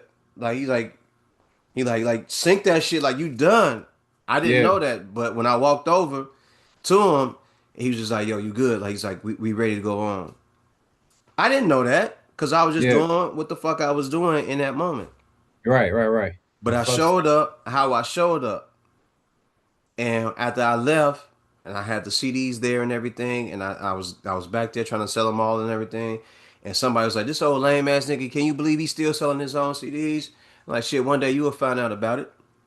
Mm. He's like, I got somebody else selling mine. I was like, but you still, it don't matter. It's me selling my CD. Yo, it didn't even matter. The people Yeah, came back there, they fucked with me, man. I did a cipher with them. We were talking, having a good ass time, bro. yeah. And I got them CDs off, and people was like, you seem cool as hell, like you a regular dude. I was like, I am a regular dude. I was like, you see me? Thanks, bro. I showed up like this. I showed up like Yeah, this. Them yeah, niggas going on stage, and one of the dude that said that about me, I said yeah. that lame ass nigga is taking that back to the store in the morning. I promise you that. I promise you that. I'm like, look at the way these niggas dress. Are Yeah, they even dressing like that fit their character? right. That's crazy, Them niggas bro. is taking that shit back to the store, and he looked, but he didn't say nothing. And I stayed. I stayed the entire time. I waited till he came backstage and everything. My homie, I had a couple homies there that were with me, and they sat Yeah, back there, and we was sitting there back there having drinks. We were doing shots. There were a couple fans back there that was smoking a blunt and everything, and we all kicked it and everything. And when he came back there, they were talking about him. yeah, They were talking about him. And I was like, all these niggas be back here, man. They be buying all this jewelry. The jewelry ain't real. Their life story ain't real. All that stuff they be doing, man, all that's based on the industry giving them a credit card, tell them to spend it. But you got to yeah, take bro. all that shit All, back. You got to that's take all all that loan back in money. the morning. That's all loan money, bro. It ain't even Either is, that or it's bro. owned by the label. You know what I mean? It ain't even is, man. Who y'all fooling? So when I left, bro, I left. It ain't this hoodie, but I had on a black hoodie, a regular black hoodie. I think it was my, I can't. I don't want to say the label because I may have it wrong. But I had on a regular Nike. I'll just say I will just say it was Nike. It was a Nike hoodie, right? It was Yeah, a royal blue Nike hoodie, yeah, Nike on, some Nike shorts on, and I came out there and I performed, knocked that down, and I came back there and I kicked it, man. I sat out there and I had drinks with people and I just smoked and chilled out with everybody and everything yeah, was a good time, bro. And for you to show up like that, that's the realness of it. It ain't to say that you the realest nigga ever. It's just to say that I'm showing up the way that I real. know that I am supposed to show up. Yeah, like a human being, bro, Like a and human be being, real. bro. Yeah. That's Because funny. I meet people in the industry, bro. like, cause I'm in the industry now, like, you know, thank Boo! Go ahead, talk your shit though. yeah, in the industry now. But when you meet people, bro, and you can feel a person's spirit, bro. Like either they not there or they overdoing it. You know what I Mm-hmm. mean? It's Mm-hmm. like, bro, either trying to get a reaction out of the people in the room by doing too much, or you so in your own head that you just like moving like you're not even there. It's the Mm-hmm. either or for a lot of people, but you meet some like authentic people in the industry, bro, and it's a blessing. Like when you meet real people like yourself, you know what I'm saying? Mm-hmm. Somebody you can talk to and then like share stories and stuff like that. Like I call her my sister, but Anaya Lamise is she's real Mm. good with my sister. I mean with my girl. They like sisters, right? I call her my sister and like I was a fan of her back when she was doing covers and building her fan base, and now she's like platinum recording artist. You know what I'm saying? Like got a dope ass album that's about to come out. I don't even know if I was supposed to say that, but whatever, it's coming out anyway. But Mm-hmm. yeah, she got a dope ass album coming out, and when my girl got called in to work with her and stuff like that, I eventually ended up meeting her and like I was like, damn, she a real person. You know what I'm saying? Like Yeah. myself, you know what I'm saying? It's just genuine. You meet other people in the industry and then you hope that they be real people. But Yeah. like I say, people just move with this veil over themselves. And it's like, man, you ain't got to act like that. You know what I'm saying? We Yeah. are real human beings at the end of the day. Yeah. You bleed, I bleed. You know what I'm saying? Like I don't act funny when I'm around people. Like I remember when I first got out here and I was because I'm a fan of music and I'm a fan of artists, as an artist myself, like with all due respect, I know my level of talent. You know what I'm saying? So Mm-hmm. Mm-hmm. now when I speak, I know I'm being humble because I know at the if I wanted to pop shit about how good of an artist I am, I could just do that all day because nobody can tell me how good or how not good I am. I'm very confident when it comes to my craft. As you So I don't give should a be. fuck what rapper you talk about, he ain't seeing DR without a fight, without walking away with With missing some an arm or scars. leg Yeah. in the ring with that pen. Yes, You don't sir. give a fuck if it's Drake, J. Cole, Kendrick Lamar, Jay Z, There you Eminem, go. Lil Wayne. If I'm on the track, I swear to God, my presence will be felt very loud. So that's how confident I am about my stuff. So when I speak on other artists not being humble or not being themselves, Mm-hmm. it's from a place of honesty and genuineness. So when I For meet sure. other artists that are not being genuine, I'm taken aback by it. You know what I'm saying? But it's I guess it's all part of the game. You know what I'm It saying? is. But It I was is. saying like like my sister like Anaya, bro. I love her to death, bro. Like she's such a beautiful soul, bro. So anybody that's watching this, man, like you all should just be fans of her just for the sake of that because she's such a genuine soul in comparison to a lot of other artists that are in the spotlight, and she's definitely having her moment right now. So I'm so happy for her right now. You know what I'm saying? So yeah, it's just a crazy thing to see, like how people fake in the industry and then how Yeah. others, you know what Does I'm she have saying? a .com or Apple, whatever it is, Spotify, SoundCloud? Put her Oh, music out she's there. Say what it is. um. So I don't just Anaya Lamise is her name, and you can look up on Instagram or whatever. Okay. But she has an album out. Her and my girl got a single out that they did on her last project, and so yeah. But I don't. Yeah, just Anaya Lamise. So I'm actually let me tell you how to spell it because that ain't my forte. Spelling is not. Uh, Anaya. So Inayah. She just actually shit. She just dropped something today. Okay. Bet it up. Bet it up. Yeah, choose. So go check that out. For sure. Check out choose. She just dropped that today. But yeah, she's such a beautiful soul, bro. That's my sis, dog. And so, um, yeah, man. The industry. I mean, that's how it go. You will encounter people like that. You will encounter people who are solely built on performing for the industry, um, to make the industry and feel like they're gonna make themselves do it. And you have other Yeah, people who know how to use the industry for what it is to create their own avenue and brand as well. All right. So there's Yeah. there's different type of people that you're gonna run across. For Yeah. yourself, who are your biggest influences for your music growing up? So, of course, I already listed off Kanye. Um, the Kanye now, I'm watching him, trying to see what his purpose is right now, because I believe he's definitely moving with some type of intention. I just can't quite put my finger on it, so I won't speak on that. But early Kanye was I'll say definitely, this: I yeah. know what he doing, but I don't know what this nigga doing. But you doing a good job, my nigga. You understand? That's why I said no comment, because I I'ma can't say quite that. say. Yeah. Hey, He's yay, I definitely get it. doing. I won't say nothing else. I got you Yeah, though. I got yeah, you, that's my what I'm nigga. saying. Like, I'm gonna just say he's a brave soul. I'm gonna just put it like that. He's a very brave soul. Yeah, Um, and so early Kanye, um, I was definitely influenced by Lil Wayne because he was a mixtape god. He did astronomical numbers with his albums, but I'm a big fan of his mixtapes. for sure. Uh, He did some really good mixtapes. No ceilings. What was the other series that he yeah, had? the Drought A series is drought. Yeah. crazy. Oh yeah. Dedication series is Dedication. Yeah. Yeah. yeah, Dude is crazy. Dude is crazy. yeah. And plus he put on for the whole state. You know what I'm saying? Like, so just him riding that far off of being from Louisiana Hmm. was crazy, bro. When I heard Uh, that nigga say, "Don't call me," what he said, I forgot. He said, "Call me Louisiana." I said, yeah, "Oh, yeah, bro. oh, he want that bad. Oh, he gonna take it. Okay, go ahead, Yeah, brother. Go it was a ahead." whole avenue like opened up for the state of Louisiana. You know what I'm saying? Yeah, Um, I was also, of course, like huge inspiration from like Jay Z. Like he's like the beacon of hip hop in my conscious in my viewpoint. You know what I'm saying? Because I mean, everybody know his story from like rags to riches or whatever. mm-hmm, But just mm-hmm.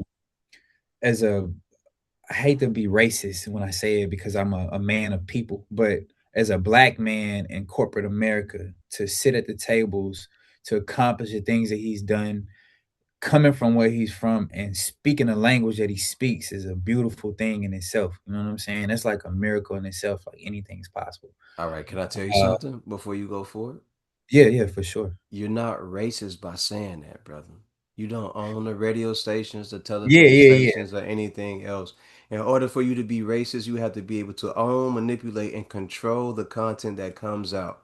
Now, you're able to control your content, but you don't yeah. control the overall content of anything that is coming out on this platform or any other, sir. So I you appreciate cannot be racist, all right? So when they that. call you a racist, find out the Yeah, definition of it, the terms of it, the realization, the exacting of it, and everything else that the flow and the manipulation of that comes out with it. There are so many yeah, things that goes behind that word that people have to understand, even down to its simplest form, which I just broke it down into, brother. There is no way that you could actually be a racist because you control nothing but the message yeah, that is coming out your mouth.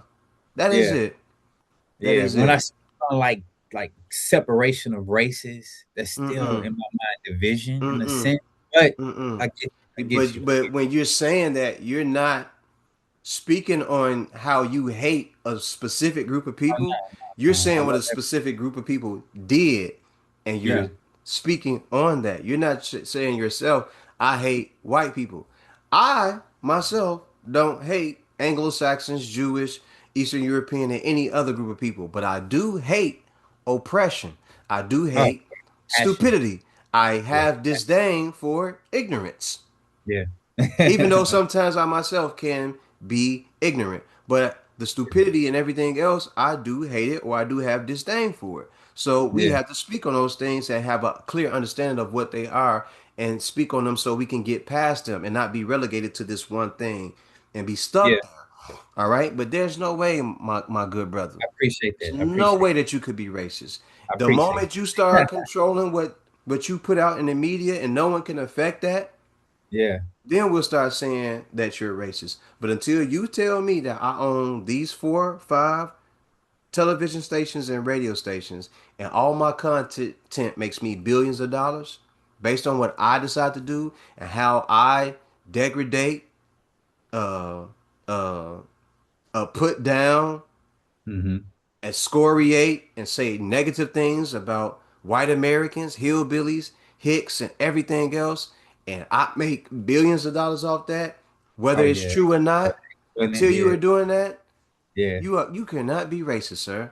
Understood. Respect, man, for Until sure. you create a term that demeans that group of people specifically and it hurts their feelings and it keeps them from getting jobs and you control the jobs where they are and where they're trying to get the jobs and their schooling and their intuition and everything else, you are not a racist, sir.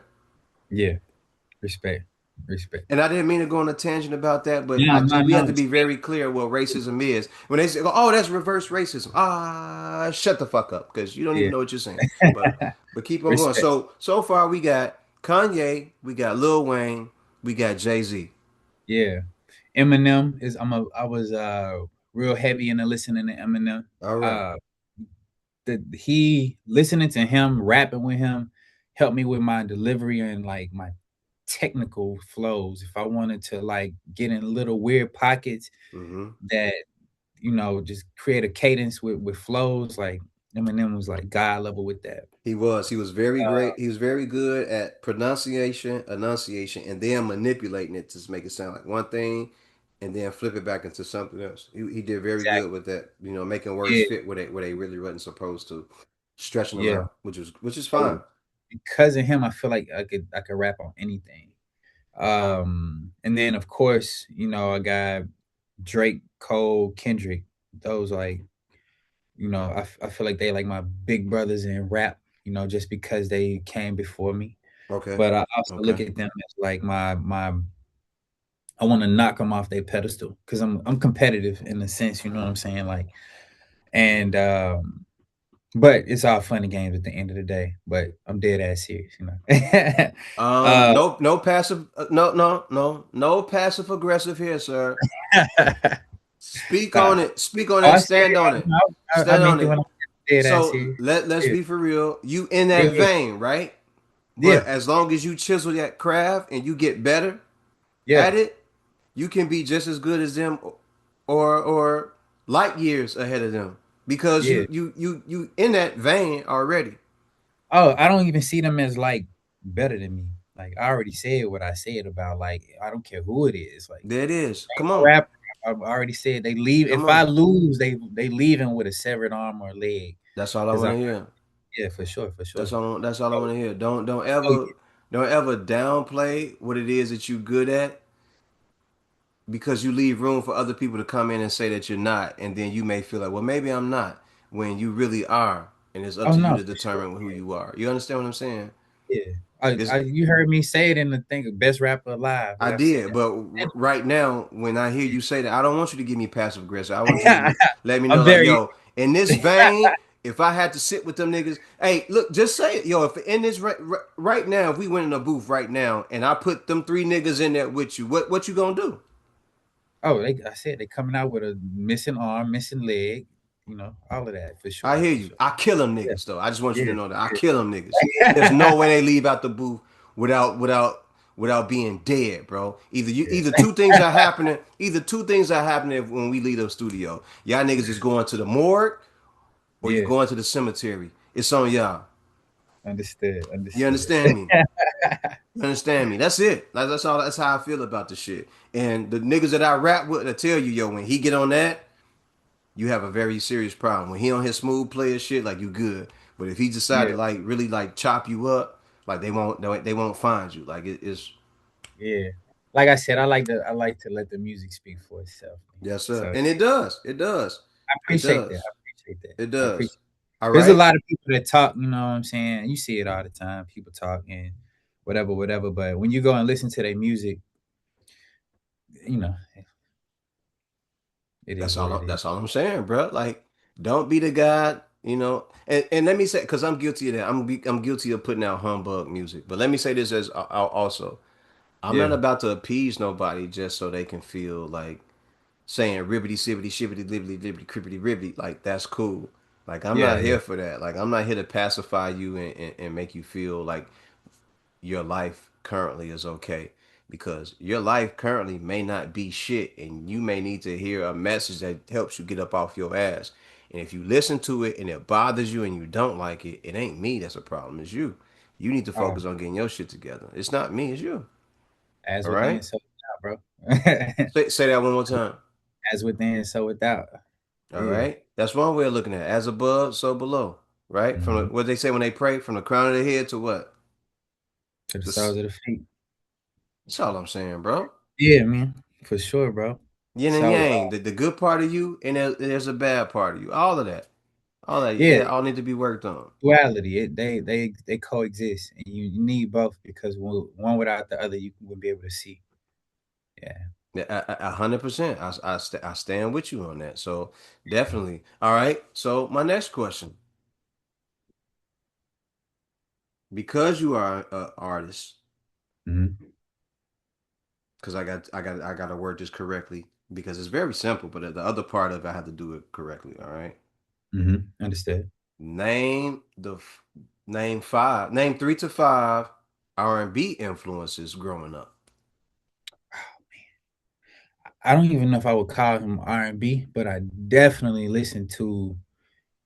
I won't say all the albums, but definitely the most popular Michael Jackson songs a lot. Okay, come on, come on. You got to. That's a Like king. I said, like my Got to say the grandfather king. albums, bro, and I would play Michael Jackson, but I want to go down R&B because it may be more than just three. Because That's I fine. would, That's fine, bro. Like, yeah. it's up to you.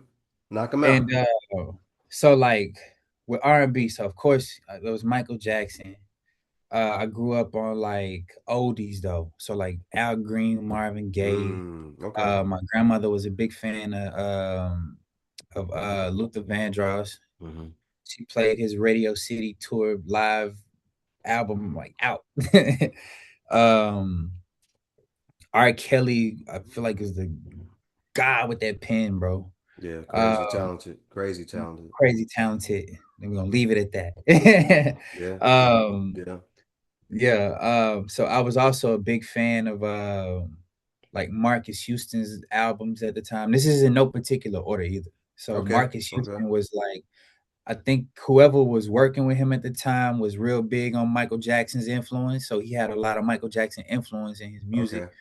Um, R&B. Who else I had? Usher's Confessions album, Coded album. Even to this day, it sounds like it should be out right now. If you release that project today, it's still going number one. Okay. All right. Um, Heard you. as a child, like a little bitty kid, I don't know how old I was, but Sammy had released the album. I had a Mm. it was entitled Sammy. Whoever was writing at that time, I know Dallas Austin, whoever his team was, had him at the time. But back then, bro, they like the reason why I'm naming these albums and these people because they really wrote records. Like They did. I'm a They fan of did. music. So if you go Hmm. and listen to that shit and just by me naming these people, maybe it's an insecurity. Some people think it may be corny, but if you listen to the quality of music at that time, like Brandy, Monica, um, who else? Like TLC, like timeless music. Like it Hmm. was crazy. Hmm. They were writing in those rooms back then, and the music resonated with life at the Hmm. time. You know what I'm saying? Like even Chris Brown's early album, I think it was self-entitled. Chris Brown. Okay. Yeah, that album. If you listen to the songs, they made songs like real songs, like shit that you could live off of. If that makes sense, it wasn't just about like I want to have sex with you. Let me fuck, basic ass Yeah. surface shit. It Let was me bust you down and poetry. everything like that. Yeah, it was poetry. Substance. It has Yeah, it had substance. like substance. It was poetry. Like your grandma could listen to it. Hmm. The little girls could listen to it. I could listen to it. You could listen to it on the radio, on TV, whatever. It was substance. It was you understood the message, but it was covered in like poetry. It was very poetic. For So sure. big fan of like R&B. For sure. Tyrese. Um, A beautiful singer you just mentioned yeah, right you know what there. I mean. Beautiful Got a singer. Jamie Foxx is probably like one of my favorite male vocalists. I wasn't a fan of his albums, but the Jamie Foxx from the Jamie Foxx show that like clowned around and sung at the piano. Mm-hmm. That level of Jamie Foxx is like goated level Jamie Foxx. I Yeah. wish I had that vocals, bro. I probably Yeah. wouldn't be rapping. Jamie Foxx had buttery smooth vocals, bro. Still Bruh, does have them. He still does have bruh. 'em. His comedy special, where he like had on the blue and was playing at the piano and was singing like the little ballads like the Brady Bunch song, Mm-hmm. Mary had it with Mary, Mary quite Yeah, that contrary. man said, "Here's a story Oh, of a bro. lovely lady." I was like, "Yo, is he really Bro, gonna do that?" that's that whoever he was working with at the time when he was putting out his albums, with all due respect, nah, fuck that. They know they wasn't a team. That's why his albums didn't do what they were supposed to do. Like he should have had better writers. He didn't have the right writers around him to write songs that he was really good at. I'm They not was sure, busy. bro. I think those albums did what he wanted them to do. Maybe. I think they I did. not what I wanted them to do. So Okay. they I think he didn't did do what what he they should. wanted. Yeah, my girl is a fan of Jamie Foxx's Yeah. albums. She just loved music like crazy. But I wasn't a fan of the music because it ain't the Jamie Foxx voice that I fell in, in love with. Like I Okay. don't want a Jamie Foxx that could sing to your soul. You know what I'm saying? He should have Yeah. did more songs like Brian McKnight or something. You know what I'm Yeah. saying? Also dope. Brian McKnight. Yeah. My Brian auntie McKnight. Yeah. like the shit out of Brian McKnight when I was a kid. I didn't want to listen Mm-hmm. to that shit, but now I respect it though. You know what I'm saying? But they should have whoever was writing for Brian McKnight, working with him, should have did Jamie Foxx. He would have had a way more outstanding music career. That's just my personal opinion. But wait. We also got to mention this is a dude that does comedy, right? TV Very shows. successful music career. I didn't say it wasn't successful, No, no, I'm not but saying. I'm just saying. But he yeah, was multifaceted. So there's not very, one lane that he was actually sticking to or that he yeah, preferred. Jamie Foxx was gonna get that bag, however it came to him. So in the yeah, process of doing TV shows, music, and movies, yeah, he had to gauge that and kind of like balance that. And I don't think he did. I'm not sure, but I don't know if he did actually have a balance. I feel like one minute he was doing music, one minute he was doing TV shows, another minute he was trying to do movies. So the dude is so talented, man, that we don't. I feel like we still haven't gotten the best of him because he was all over the place, which yeah. speaks to I agree. being multi-talented and everything. But also find what they say you need to have one or two things that you're gonna focus on, but it Yeah, should only be one. But he's so talented that he has a plethora of things that he could actually do. But Jamie Foxx is uber talented, and we all yeah, know that. very successful in everything that he did. So like, yeah, but he's definitely like my favorite male vocalist. I just still wasn't a fan of his albums though. Okay. All right. Yeah. All right. All right. uh, Next question. Wait, yeah. wait, So that wait, was wait, wait. You got more? You got more? no, that was it. That was it. Yeah, R&B. That was it. All right. I'm a big Beyonce fan too. You're a big Beyonce fan. I'm a huge Beyonce fan as a person. Like, So you part of the hive. Is that what you're saying? yeah, oh yeah. Listen, Okay. I should get a B tatted on me somewhere. So you and the wife, y'all go to the shows whenever you can and everything? Man, you know what? We was doing something else. I'm so in my own world, bro.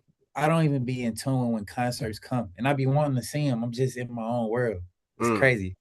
She was mm. out here, and like we found out the day at the time it was going on that tickets were on sale, like stupid cheap. I don't even know, like whatever. But we always wanted to go to a Beyonce show, but we just be in our own world, bro, doing our own thing. We just two Aquariuses, bro. Like, so we live in our own Both world, bro. y'all Aquariuses? And her birthday's on the 1st of February. Mine's on the 2nd. Damn. Wait. Wait a minute. So this makes more sense now. Cause both of y'all are artistic than a motherfucker, bro. Yeah, man. My girl, So she you rap and you probably sing in there because I heard some of the carrying a tune on the songs. a Yeah, I little bit. heard you carrying a tune. So then she sings or she does art. What is she doing? She's a singer and a songwriter. She's a singer Yeah, and a songwriter. yeah. Okay, She makes sense. she got a nice she got a Grammy. I should She it's got up a there. what, Yeah. yo. Some Say that one more time. Did I hear that correctly? yeah, she got some plaques on the wall in here. Yeah. Your Yeah, wife has plaques. Oh yeah, my God. yeah. She on some like, yeah. Does she ever talk shit to you because of those? Nah, she humble as fuck. Nah, she I'll don't be be wanting her saying to talk. nothing. I be wanting her to pop more shit. Like I tell girl, we just really live in our own world, bro. Like Yeah, accolades and shit be cool, bro. But I don't know. We just want more out of life. Just for love sure. and unity. For shit show. For shit show. So for her, knowing that she's capable of doing that and she can get writing credits and everything, is she does Yeah. she stay busy with the music industry or does she could prefer to be at home? She prefers to be at home. Me as a workaholic, bro, I wish she worked more because like I don't know, I'm just a workhorse, bro. You know what I'm saying? Like Hmm. I need to keep myself busy. If I'm just stagnant and still, like I go crazy. But Wow. she's not like that. She's like homely. I mean I'm a homebody too, but she's a homebody. You know what I'm saying? Like So I'm a Cancer, right? And what they okay, say about cancers is like we prefer to make a home that's conducive to how we feel, and then yeah, we invite people over, and if they can feel that feeling of homeliness, then they understand it. But we're also creative yeah, at the same time. So I can be creative. Like I did the podcast and everything, and I do my music whenever I can. yeah, for sure. Yeah, I need to get back into doing more of the music and creating with my guys and everything. But Yeah, I don't need to necessarily be out. All I need to do is have everything around me, or when I yeah, do go out, be off to the side, introverted, not an extrovert, but introverted. Just be out hanging out, mind my business, have my drink, watch the sports channel, and then I get out y'all way facts all day long. all day long, Yeah, for all sure. day. So we like that, and then for us to be together, shit, it's like and talent wise, like we all we need. You know what I'm saying? Like I shoot like all her videos, I do all her photography. You know what I'm saying? Like Mm. so we got everything we need, and it's Yeah, I like do. And here's the other thing about Aquariuses and Cancers. Y'all don't really mm, give a fuck. not really, bro. No, Nah. y'all don't really give a fuck. If it don't pertain to what y'all got going on, y'all really don't give no fuck. Yeah, I just tune out, bro. I be like Yeah. clocked out mentally. You know what I'm saying? So like if it And I'm ain't not I'm moving, not saying that because I just heard that shit. yeah, One of my homies for 20, 25, 30 years is an Aquarius, bro. Like you could yeah, be talking to him and if it ain't nothing that he don't care about, like you'll start hearing in his tone like, yeah, I don't really give a fuck. Like he basically telling you like, yo, whenever you ready to move on and talk about some dope shit that I'm doing or get up the phone, yeah. I try like to tune into what other people saying, but I yeah. just mine just won't fucking like. That's why I was so appreciative of this conversation. I mean, you speaking my language, bro. Like you Mm-hmm. talk life and people and like Yep. progress. You know what I'm Yep. saying? Like soul Because talk. that's what it is. Yeah. That's what really matters. You know what I'm saying? But gossip and stuff like that, man. No. I'm just I don't know. So I Just don't. forgot the saying, but it talks about that. If you're talking about people, places, and things that don't really matter to you, then you're not a person. I forgot how it goes. Like you're a low level person. People that are talking about ideas, progression, and productivity, they're a high level vibration person. I forgot how the saying goes, but that's how it Where breaks it down. You know, if you I sit was around one gossiping once. about people, I was once a person that sits around gossiping, you know, and yeah. I had my fair share, you know, with my favorite people and shit like that. But Hmm. I can't stay in that world, bro. Just I don't know. I shut down. I just No, it's lose. very stagnant, and it's not to disrespect nobody, but if that's what you choose to do, if that's what you choose to sit around and do all day, that's on you, man. If you like gossiping and rumors and being watching that type of TV, that's fine. Yeah, But if you are a productive person and then you do that, that's even better. You know, now you have a yeah, reason because now you're decompressing, right? That's the type of thing that you yeah, prefer yeah. after a Definitely. long day of working or hustling or whatever it is that you get into. I Yeah, understand that's fine, but if you sit around all day and you taking in a bunch of garbage from different people all day, that's it is what it is. It's just garbage, bro. Like there is no yeah. production and no It leads nowhere. productivity. Yeah, it leads to nowhere, bro. Yeah, how And you get your endorphins and serotonin and everything kicking up, your metabolism and your adrenaline? How do you get that stuff kicked up and make the best uses of it? Like that's what it's about. Like that's part of the reason why you're here. So, yeah, yeah, for sure, for but sure. but but back to her having these plaques though, fam. Yeah. Do y'all have writing sessions when you guys are at home? Oh yeah, we do. We do. We Yeah. do. Do she be kicking Yeah. your ass a lot? No, my pen is crazy. Okay. I have a Okay. dope pen. I'm phenomenal with the pen. That's why I'm like, humbly speaking, I'm okay. Hey, hey. My pen is good. I enjoy my writing. I don't know. That was a talent that I was just blessed with. I can write. So Okay. yeah, I can write. Okay. And I'm very critical of others. I'm maybe a little too judgmental. I don't know. I don't enjoy a lot of music, Okay. all the time. You know what I'm saying? You just can't write some shit and tell me it's a dope song. I'm very critical with music. That's my lane, my passion. So yeah, Okay. everything don't fly. Hence So why you said it yourself that my project was pretty decent. it Hence why my is. project is decent. It is. So I'm very critical on myself. So I'm critical about the art form, writing and music in general. You know what I'm saying? I'm gonna say this. Yeah, Next to a lot of the stuff that I've heard in the past, so this is 2026. Since 2024, the past shit that I heard, like I'm gonna go back and listen to that over a lot of shit that I've heard from the industry and other people, other artists as well, because I appreciate. I already posted it. I already sent it to a bunch of people in my artist groups. I already y'all Yeah, need to check dude out. I appreciate that. I You know what I appreciate mean? that. Like I don't know if y'all heard this, but I think y'all should really fuck with it. Now you going for it, get more music. I don't know how you gonna do it, what you got going on, but I already told him like, yo, this shit right here is this is nice. I think y'all gonna enjoy this shit right here. You understand? Yeah, I'm taking in. I'm gonna be honest with you. I'm taking in information because I hate regurgitating the same thing over and over. So I'm definitely in a learning phase, expanding my consciousness to deliver something. But I also don't want it to be like, what's the guy's name that raps and it's like you gotta digest it. You gotta really sit with it. He was signed to Rock Nation at the time. Moms is Erica Badu. Um, D'Angelo, no, no, no, no. Not Three Stacks, but Common, not Common, the other guy. Damn. Com- Fuck. oh Jay Electronica, J Electronica.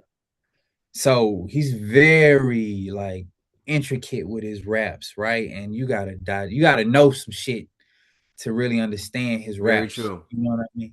very true. So I don't want to do that. I want everybody to understand. So like how you picked up my project and I'm saying some shit that you just understand, but it also resonate with your soul at the same Mm-hmm. time. Mm-hmm. That's how I like to deliver my music. I don't even like my shit to be like overly decipherable like Kendrick's is. You know, you can take one of his songs and then you get 50,000 different versions of what it could mean to that one song. I don't like that. I want you to really understand exactly what I'm saying. Yeah, I want my message to be 100% clear yeah, when I tell you what it is. So when you regurgitate it back to me, I'll be like, oh, you get it.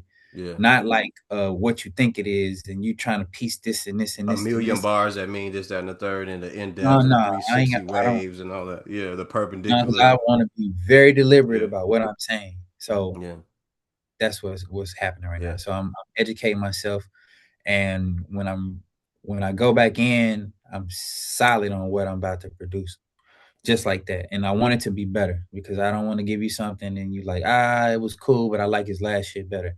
I hate when projects are like that too. I Yeah, but the can't do other that. thing is like we're not living in the past; we're living in the present. So, Yeah, like Jay Z said, you want the old Jay Z? Buy yeah, my old albums. Like I can't fact, do nothing. I can't do nothing else for you. Now I want to fact. say this to you as well because I heard you use this word, the H word, a lot, and I don't like it. All right, What was that? say down to earth. Don't say humble because if you look at the word humble in its definition in the dictionary, and you scroll down and you look at it, you get to a part where it says something about being a slave. All right, so Oh, we had to we'll look that up and we down had to to cut earth. that. Yeah, down to earth is That's a lot better. But humble, when you if you even if you were to look at it now, you go in the dictionary and you look at the humble and what it says, and you go down and it says something about a slave mentality or something. It's cringe, like it bothers me. So, and I found that out years lyrics. ago, and I Oh, don't all like right, it. down to I don't like it. earth. Yeah, yeah, yeah. Yeah, I Do it for try to be more yourself. down to earth. Yeah, Yeah. do it for yourself. Scroll down when you're looking at that word, and you may see it, or they may have taken it out now. but Okay. Hey, look. I don't like that. And here's the Got you. thing about being down to earth. Down to earth is relatable. Everybody understands it, but there's nothing wrong with a man or woman popping their shit when they know that they're good at what they do. There's nothing wrong Yeah. with you popping your shit when you know that you're having a good day and you've been blessed and God has blessed you and you've been on this earth and you've been able to thrive or survive or succeed at whatever it is that you're trying to do. Or if you're just a really good person, there's nothing wrong with popping your shit when you do it or as you do it because you've made it to that point in life where God has blessed you to the point where you can pop your shit and there's nothing wrong with that. Yeah, I put in work. Bro, It so many is. hours, so many days, so many years of so many headaches, so many times I'm sitting at the computer, you know what I'm saying, trying to get better to satisfy myself to the point where I do satisfy myself. Where honestly, at this point in time and day and age, when I listen to rap, I'm the only thing that satisfies myself. For me to get to that level, I definitely said what I said, Yeah. and And there's nothing wrong with it. Pop your shit, yeah, bro. I And said I what I think you said. should. And I don't think you should be Yeah. humble because from what I heard, I like what I heard and it's a good Mhm. project and I'm waiting to hear back from some people about what they heard and if they liked it. But I know Oh I yeah, for liked it and you if can they don't, ask they yeah, shit. and, They and, ain't listening right. They need and to go back and listen again. listen, and I'm a guy that's hard. I'm hard on artists because I'm older, but I Uh-huh. know how I was treated when I was coming up and I was writing in a studio with people, Yeah, and they would take my piece of paper and they would tear it up yeah, and they go, no, nope, write yeah. it I again, oh, and they would man. tear it up, nope, write it again. You can do better than that. And Yeah, they would tear it up, do it again, and you sitting there yeah. like, yo, why the fuck in that? Yo, that was one of my best Taking your joints hard last work year. and Yeah, tossing no, shit. no, no, that lie. That's a lie. I Get understand. that trash up out of here. That was trash, bro. Yeah. So And they they give say, you and they would say, don't you even go in the garbage can and even think about that. Like that's over with. That's done. That's the past. Create yeah, something better than that. facts. And Facts. then when you start, I started going real deep into, and then you start that anger, because now you writing out of anger, right? You writing out Yeah. of anger and frustration, and now you putting words together that you feel, but it resonates with them. And not only do it resonate, but you know that I'm about to kick your ass in this verse because I know Mhm. I can't whoop you right now. So I'm gonna Yeah. do it in this verse to make sure that you know how I feel. And you do that, Exactly. and you put that message out there, and they go, "Now that's what I want to hear right there. Like you need to be Yeah, able to write like that. Like with yeah, that's okay when you in that vein, but I need to hear that. I need to know that you got that in there. And yeah, for sometimes sure. it's not that it's in there, is that you need to let that shit out. You holding it back. Like talk about that. Like let that out. Yeah. And that's what I started figuring out. Like, yo, as many layers as you have as a person, as a human being, let people know that you got those layers when you write. Don't just make everything lyrical and talk about women and talk about vacations and stuff like that. Let people know the layers that you have. Let people know that there's been heartache and heartbreak and things that you've been Oh through. yeah. Let them see that. Yeah, because people go through that for real, bro. And that's really the mission when I write is to I want to get to the core of a human being. You know what I'm saying? Like, cause I'm a real person, bro, who went through real things, and I want to share my experiences with you. Cause when you listen to it, Mm-hmm. you be like, damn, I resonate with that, and we have a real bond, a real connection. Cause that's really the goal. And I also want to circle back around because you asked Okay. like what it's like in the studio with my girl. At first, it was very hard Mm. because she's such a giant with her own pen, Mm. and she's like my twin flame. So I met my match, like dead ass, when it comes to Nah, like pun studio intended. writing. And yeah, I met my match, bro.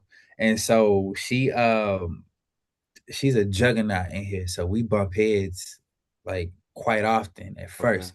But after we got over the egos and her understanding that I'm coming from an angle of enhancement only ever, Mm-hmm. and I also had the patience to let her figure her own shit out without trying to control her, and vice versa.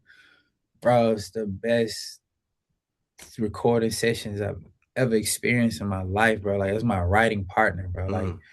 I be wanting her to come in with me when I be like rapping. Of course, that's a very delicate thing. Like, my raps is my own shit, and but now I'll be like, "Hey, come here. What you think of this bar?" Yes, sir. And she'll be honest, like, "I think you can go harder than that," or don't say it like that. Like, use a different melody with it because you Mm-hmm. just basically copy. I'm like, damn, I copy. I don't copy.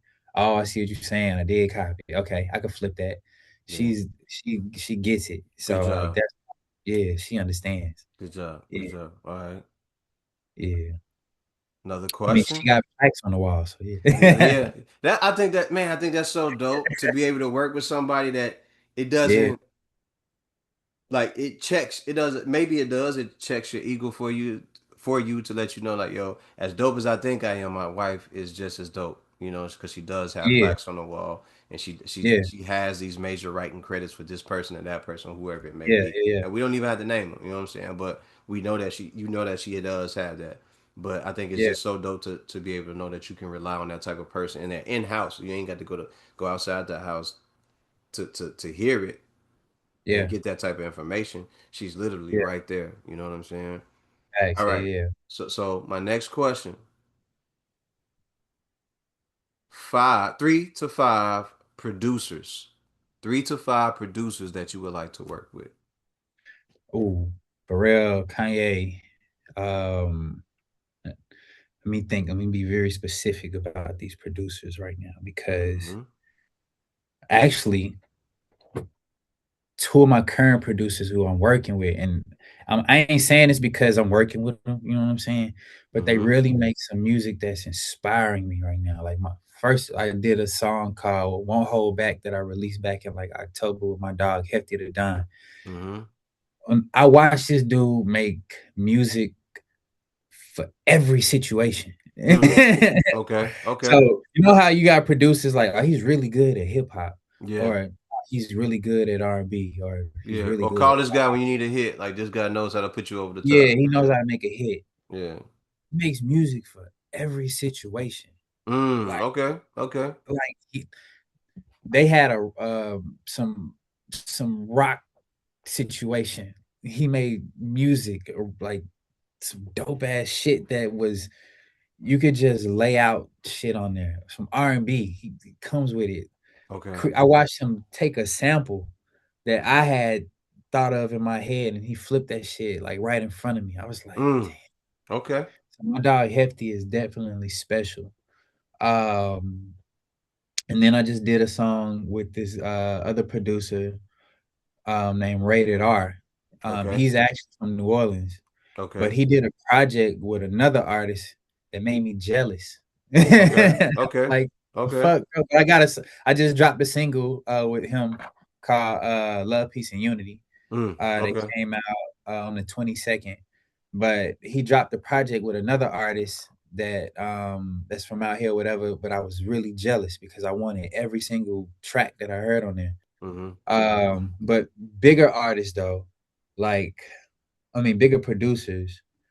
But just Kanye Pharrell for sure.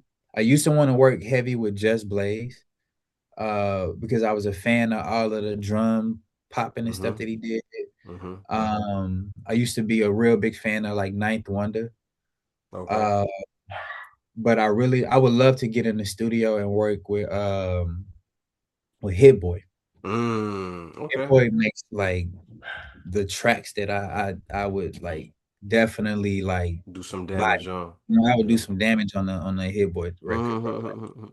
I actually like submitted some records to his A&R or whatever, Okay. but I don't know what happened with that. But it's all good because they just basically dropped the ball. You know what I'm That's saying? it. So, That's it. You keep on going. oh yeah, for sure. They basically dropped the ball. I don't even know if he know, but his A&R should definitely be fired for passing me. For Need to work with me. It's sure. crazy. For sure. Yeah. For sure. Um, but yeah, I would love to get in with early. Oh, Boy Wonder. Oh man, I Okay. would definitely All wanna right. work with Wonder, bro. All right. Uh, actually, a lot of Canadian producers are really like fire, bro. Like even the ones that's unheard of, bro. They are crazy. The Swedish producers, bro. Like I don't know what they got over there in Europe, bro, and in Canada because it's still North America. But the European producers, bro, it's like they study the technicalities of music, bro. There it is. That They is. really like dive into the science behind music, and they make some of the best beats. Oh man, Bro, they dive into it and they become one with that soulfulness, those drums, those snares, and that yeah, instrumental or that lo-fi. Some of them, if it's lo-fi or if it's just those really hard but soulful instrumentals, they get really good into that and they take over in that space because they're studying the Pete Rocks, the DJ Premiers, yeah, the yeah, Alchemists, like they're the DJ Jazzy Jeffs, like they're learning from those guys and they're pulling yeah, from those guys, Seven and Marcus Aurelius and like all those different guys, like they're studying those guys, bro. So when you listen to it, you're hearing all that combined into it. yeah. And Yeah. bro, they really like bringing out, love it or hate it, bro. They really bringing out the soul of the music, bro. They really are like making some shit, and then they bringing in new sounds too, because they definitely go through they like DAWs, and they find all these new sounds, and they implement Mm-hmm. these new sounds, and they manipulate the sound, and it's just crispy, bro. The Yes, quality is sir. like beyond great, bro. Yes, So sir. uh, any European producer that's making that level of quality of music, bro, like holla at me, Yes, sir. dog. Yes, sir. And I'm it's trying to work. crazy that they cherish the music and they continue to make it. And I was listening to the Steel 400 podcast with Juvenile Manny on it, and they had Big Gip Manny, on bro, there. how the fuck I ain't say Manny Fresh? No, you didn't say Manny Manny Fresh. Fresh. Oh, I'm Yeah. tripping. Nor Oh did you man, listen. say DJ Quick, but that's cool. That's fine. You know what I mean? So Yeah, yeah. shit happens, you Understood, know. understood, Players fuck up. understood. Players fuck up. So it's all right. It's all right. You good. You good. You good. You know, maybe on the next one, maybe the next podcast somebody asks you that, you be like, yo, I know DJ for Quick. sure. Yeah. I named them all Understood. first. But I think Yeah, another part of it, what they were saying, they had Big Gip on there from Goody Mob. And he yeah. was saying they were talking about how the South. They were saying the South really has it right now. He said, "Well, it's because New York gave it up because they tried to do what we were doing instead of staying in their lane. They allowed Southern hip hop to influence what they had going on, and they Oh didn't yeah, have to have the booty shaking music, but they allowed the beats that we were making to become a part of what they were doing, and they got away from the music that they naturally create, and now we got it, and it's gonna be hard to get it back until more artists from New York start to take back that sound, and that becomes a yeah, thing again, and it'll be like I said, it'll be a while before that happens because you had a yeah, surge in with Benny the Butcher and Rome Streets and a bunch of those other guys, Griselda, Rob Banks and a bunch of those guys like that. But it'll be a yeah. while until they really grab that back and they hold on to it They until start more. bringing that sound back They too, they like they're doing it, but old it'll be a grunge while. New York sound. It's gonna be a while. It's gonna take a while, Yeah, bro. It's gonna take a yeah, while because that hi hat and them drums is very big now over the last what 15, 20 years. It's a yeah, bro. very big thing, and you know, in order for New York to grab that back, you not only have to fight with the South, but Yeah, the Midwest been doing drill music and then trapping drill music for the yeah, past 10, 15 years while they've been doing that. And yeah. then New York has their own trap and drill scene. And then Fact. Cali has their own trap and drill. So it's gonna be a while before that title gets relinquished, bro. Cause we Yeah, kicked a lot of shit while they was doing that. That's I don't like. Like that came in and you got Tip, you got Gucci, you got OJ the Juice Man, you got all them guys, you got Juvenile, you got all them kicking up dust. So it's yeah, gonna be a while before they get that thing back, bro. yeah. And the Midwest really like with Dirk and them and everything that they did out of Chicago, bro. Like that was crazy. Keith Chief definitely put Midwest on the map, You bro. But did. like right now, the West Coast is bringing their sound back. It's getting real loud. Yeah. Like the West like out Coast here, got it. Like it's specific. yeah, You hear they sound like you know yeah, what that it's is. real loud though. You know what I'm saying? It's real loud. Bum bum bum bum bum. Yeah, Bum it's bum real bum bum loud right bum. You know they music. You know that funk when you now. hear it. Like they letting you know, like we doing a drill or the trap music, but this Yeah, funk is that's our music. Like this is our music. So it's yeah, it's it's gonna be tough though, bro. It's gonna be tough. It's gonna be yeah, tough for the for South sure. to. I mean, for the East Coast to really get that back because with the artists they have some really great artists. Rock Marciano and a bunch of those other guys that they have over there. They do Yeah, really good music, but it's gonna be a while before they get that back. And I'm not saying that to say anything negative about New York. I'm just saying that hip hop started in the Bronx Yeah, 51, 52 years ago or 50 years ago, and you guys had it for 48, 49 years, and they yeah, only they only had it for the last 15, 20. So we'll see what happened. You know, yeah. it's The I feel South like definitely been loud and proud ever since, bro. Like I don't it's know. gonna be a while unless like the OGs come back and put out music. You know, this is the only way. But the South got it right now. And for those who don't know, I'm a big fan of Big Crit. I think Crit is one of the dopest MCs and producers of all time. We So gotta rewind. We gotta rewind. We gotta that's your rewind. fault, bro. That's my That's your fault. fault. 100%. That's your Hundred fault. percent, He ain't bro. even from the South. He from the UK, man. I don't even know where they got this guy from, man. He ain't from here, man. We He gotta ain't run from it here. back. That's so disrespectful for me to not mention Big Crit, bro, in the list of like rap influence, bro. Like when I mentioned Kendrick Cole and Drake and Big Sean and stuff like that, and not say Big Crit. That's so disrespectful, It's bro. okay. Because the It's okay. juggernaut with rap, and so many people in the industry don't understand. Like his, I'm gonna tell you how to listen to the album. When I tell you top 10 rap albums of all time was, I'm gonna tell you, and I'm gonna be honest. I know where I believe where he kind of skews off from. Mm-hmm. He does his thing, and because I'm a critic of music though, he does his thing where he brings his southern style to the world, and the world ain't ready for it. But what's the name of his goddamn album? Wasn't King remembered in time? Where is his album? I don't even see it right now. Apple Music ain't even doing me no justice right now. Oh, Forever is a Mighty Long Time. Bruh, that was fire. 2-part Fire. album. I started Confetti. I skip a couple of tracks and I start back up at Get Up to Come Down, and then I ride it all the way through. That's the greatest, one of the greatest rap albums of all time. Mm-hmm. Mm-hmm. Mm-hmm. He was Yeah. And definitely. I don't know how you feel, but I've said this on a previous podcast that Big Crit is the southern version of Nas. Like that's and I'll just leave it at that. I said I can see that. I can see that because I can't think of nobody else that's from the South that's spitting like that. I agree. Let me know when you figure out that person. I'm gonna think on it right now. You got my vote, but I'm gonna think on that. I don't Yeah, think there's nobody else that can capture or encapsulate the South or Mississippi the way that that yeah. brother has. The culture of the South and how they like to ride and ride clean and be good and be cool and be fly and love on their folk but be real with their people. You Hmm. understand? And take care of their lady and take care of themselves and their land and everything. I don't think you can find a better a version of that. You know, this is a dude that was raised by Scarface. He was raised by MJG and 8 Ball. He's raised Yeah, by UGK. He's raised by all these artists. He was raised by everybody else around him, T.I. and everybody else.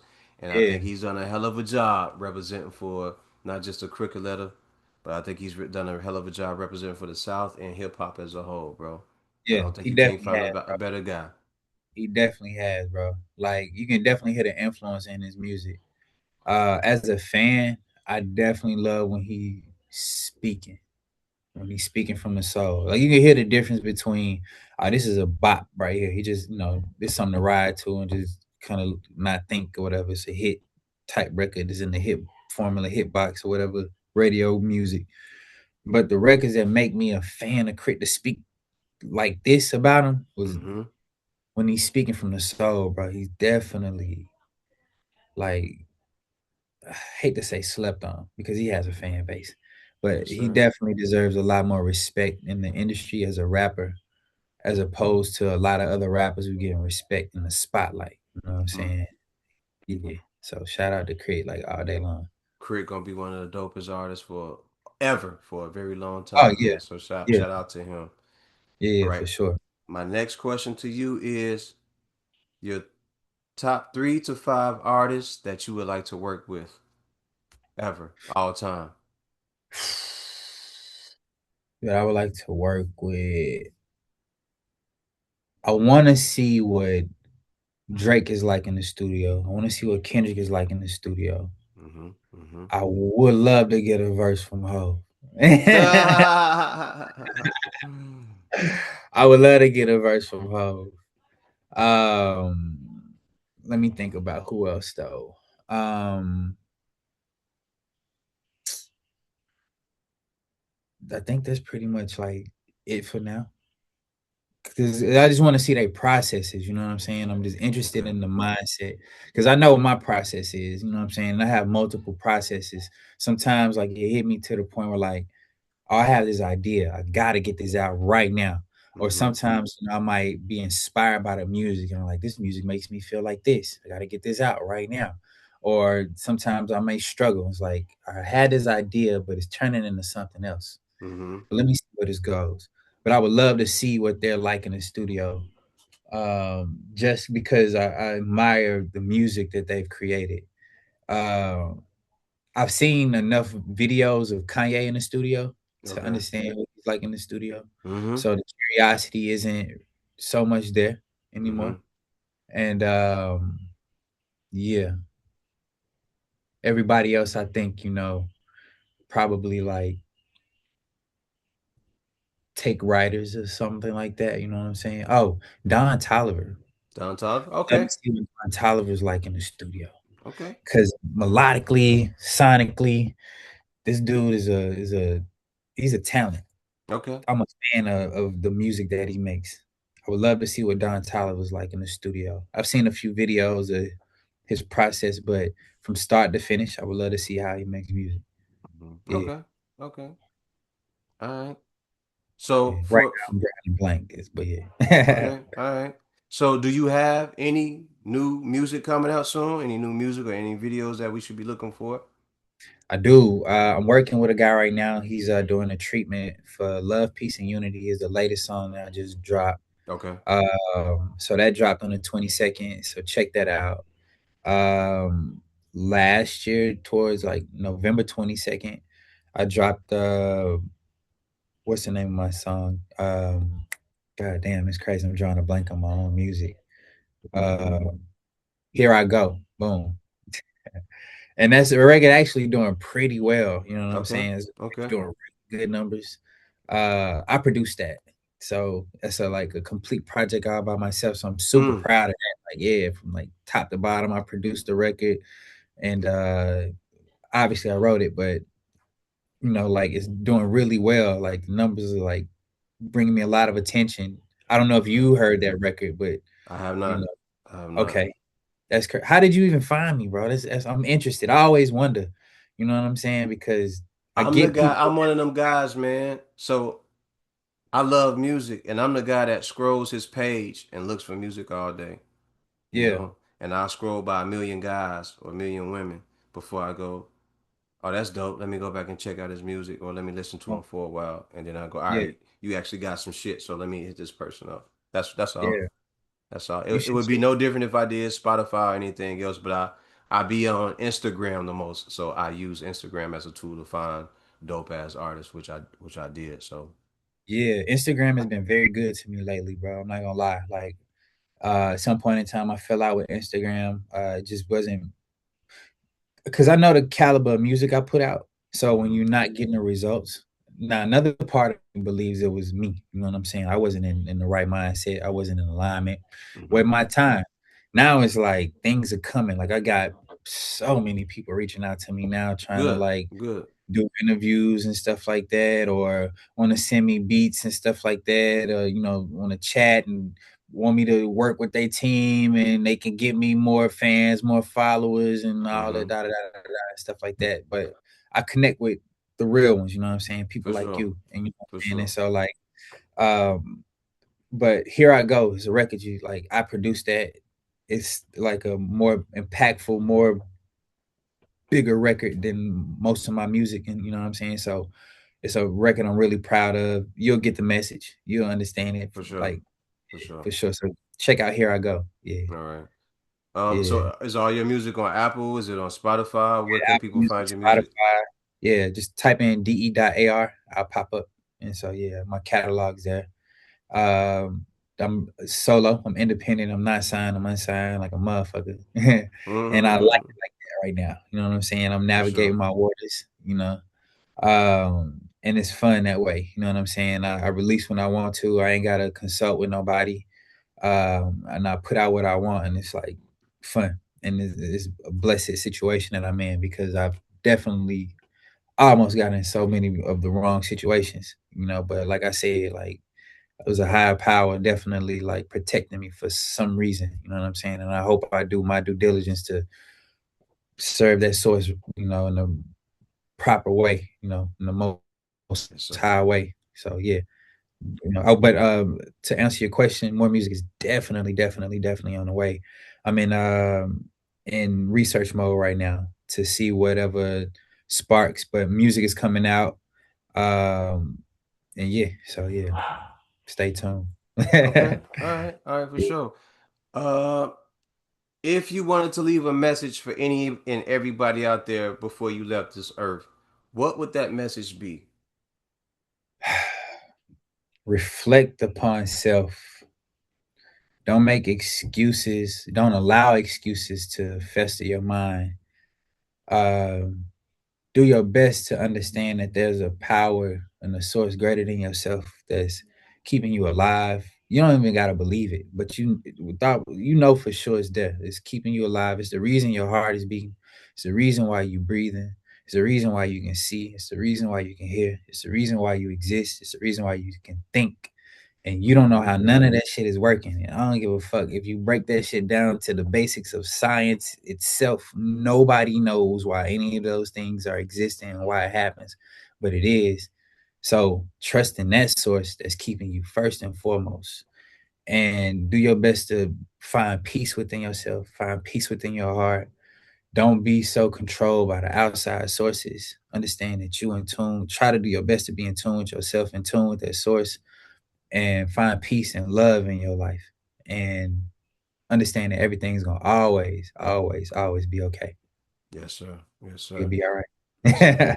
Is there anything you want to ask me before we get off here, or anything you need to say before we get off here? Yeah, also I gotta drop my clothing brand because I gotta get you some stuff, bro. Go ahead. Cause one Go of my ahead. people. So when we get off, I'm gonna get your address. I'm gonna send you something, bro. I need your size, and I'm gonna send you some stuff, bro. But I need everybody that's watching this to check out freefew.com. This is my brand. This is how you can support me. You know what I'm saying? I'm a independent artist. I'm a entrepreneur. I'm a businessman, and I'm self-sustained, self-supporting. I created this. I didn't press this hat up. It's the only thing I didn't do. I definitely created the logo. I designed this, and somebody else made this hat for me because they have the equipment. But I paid for this with my hard-earned money. Okay.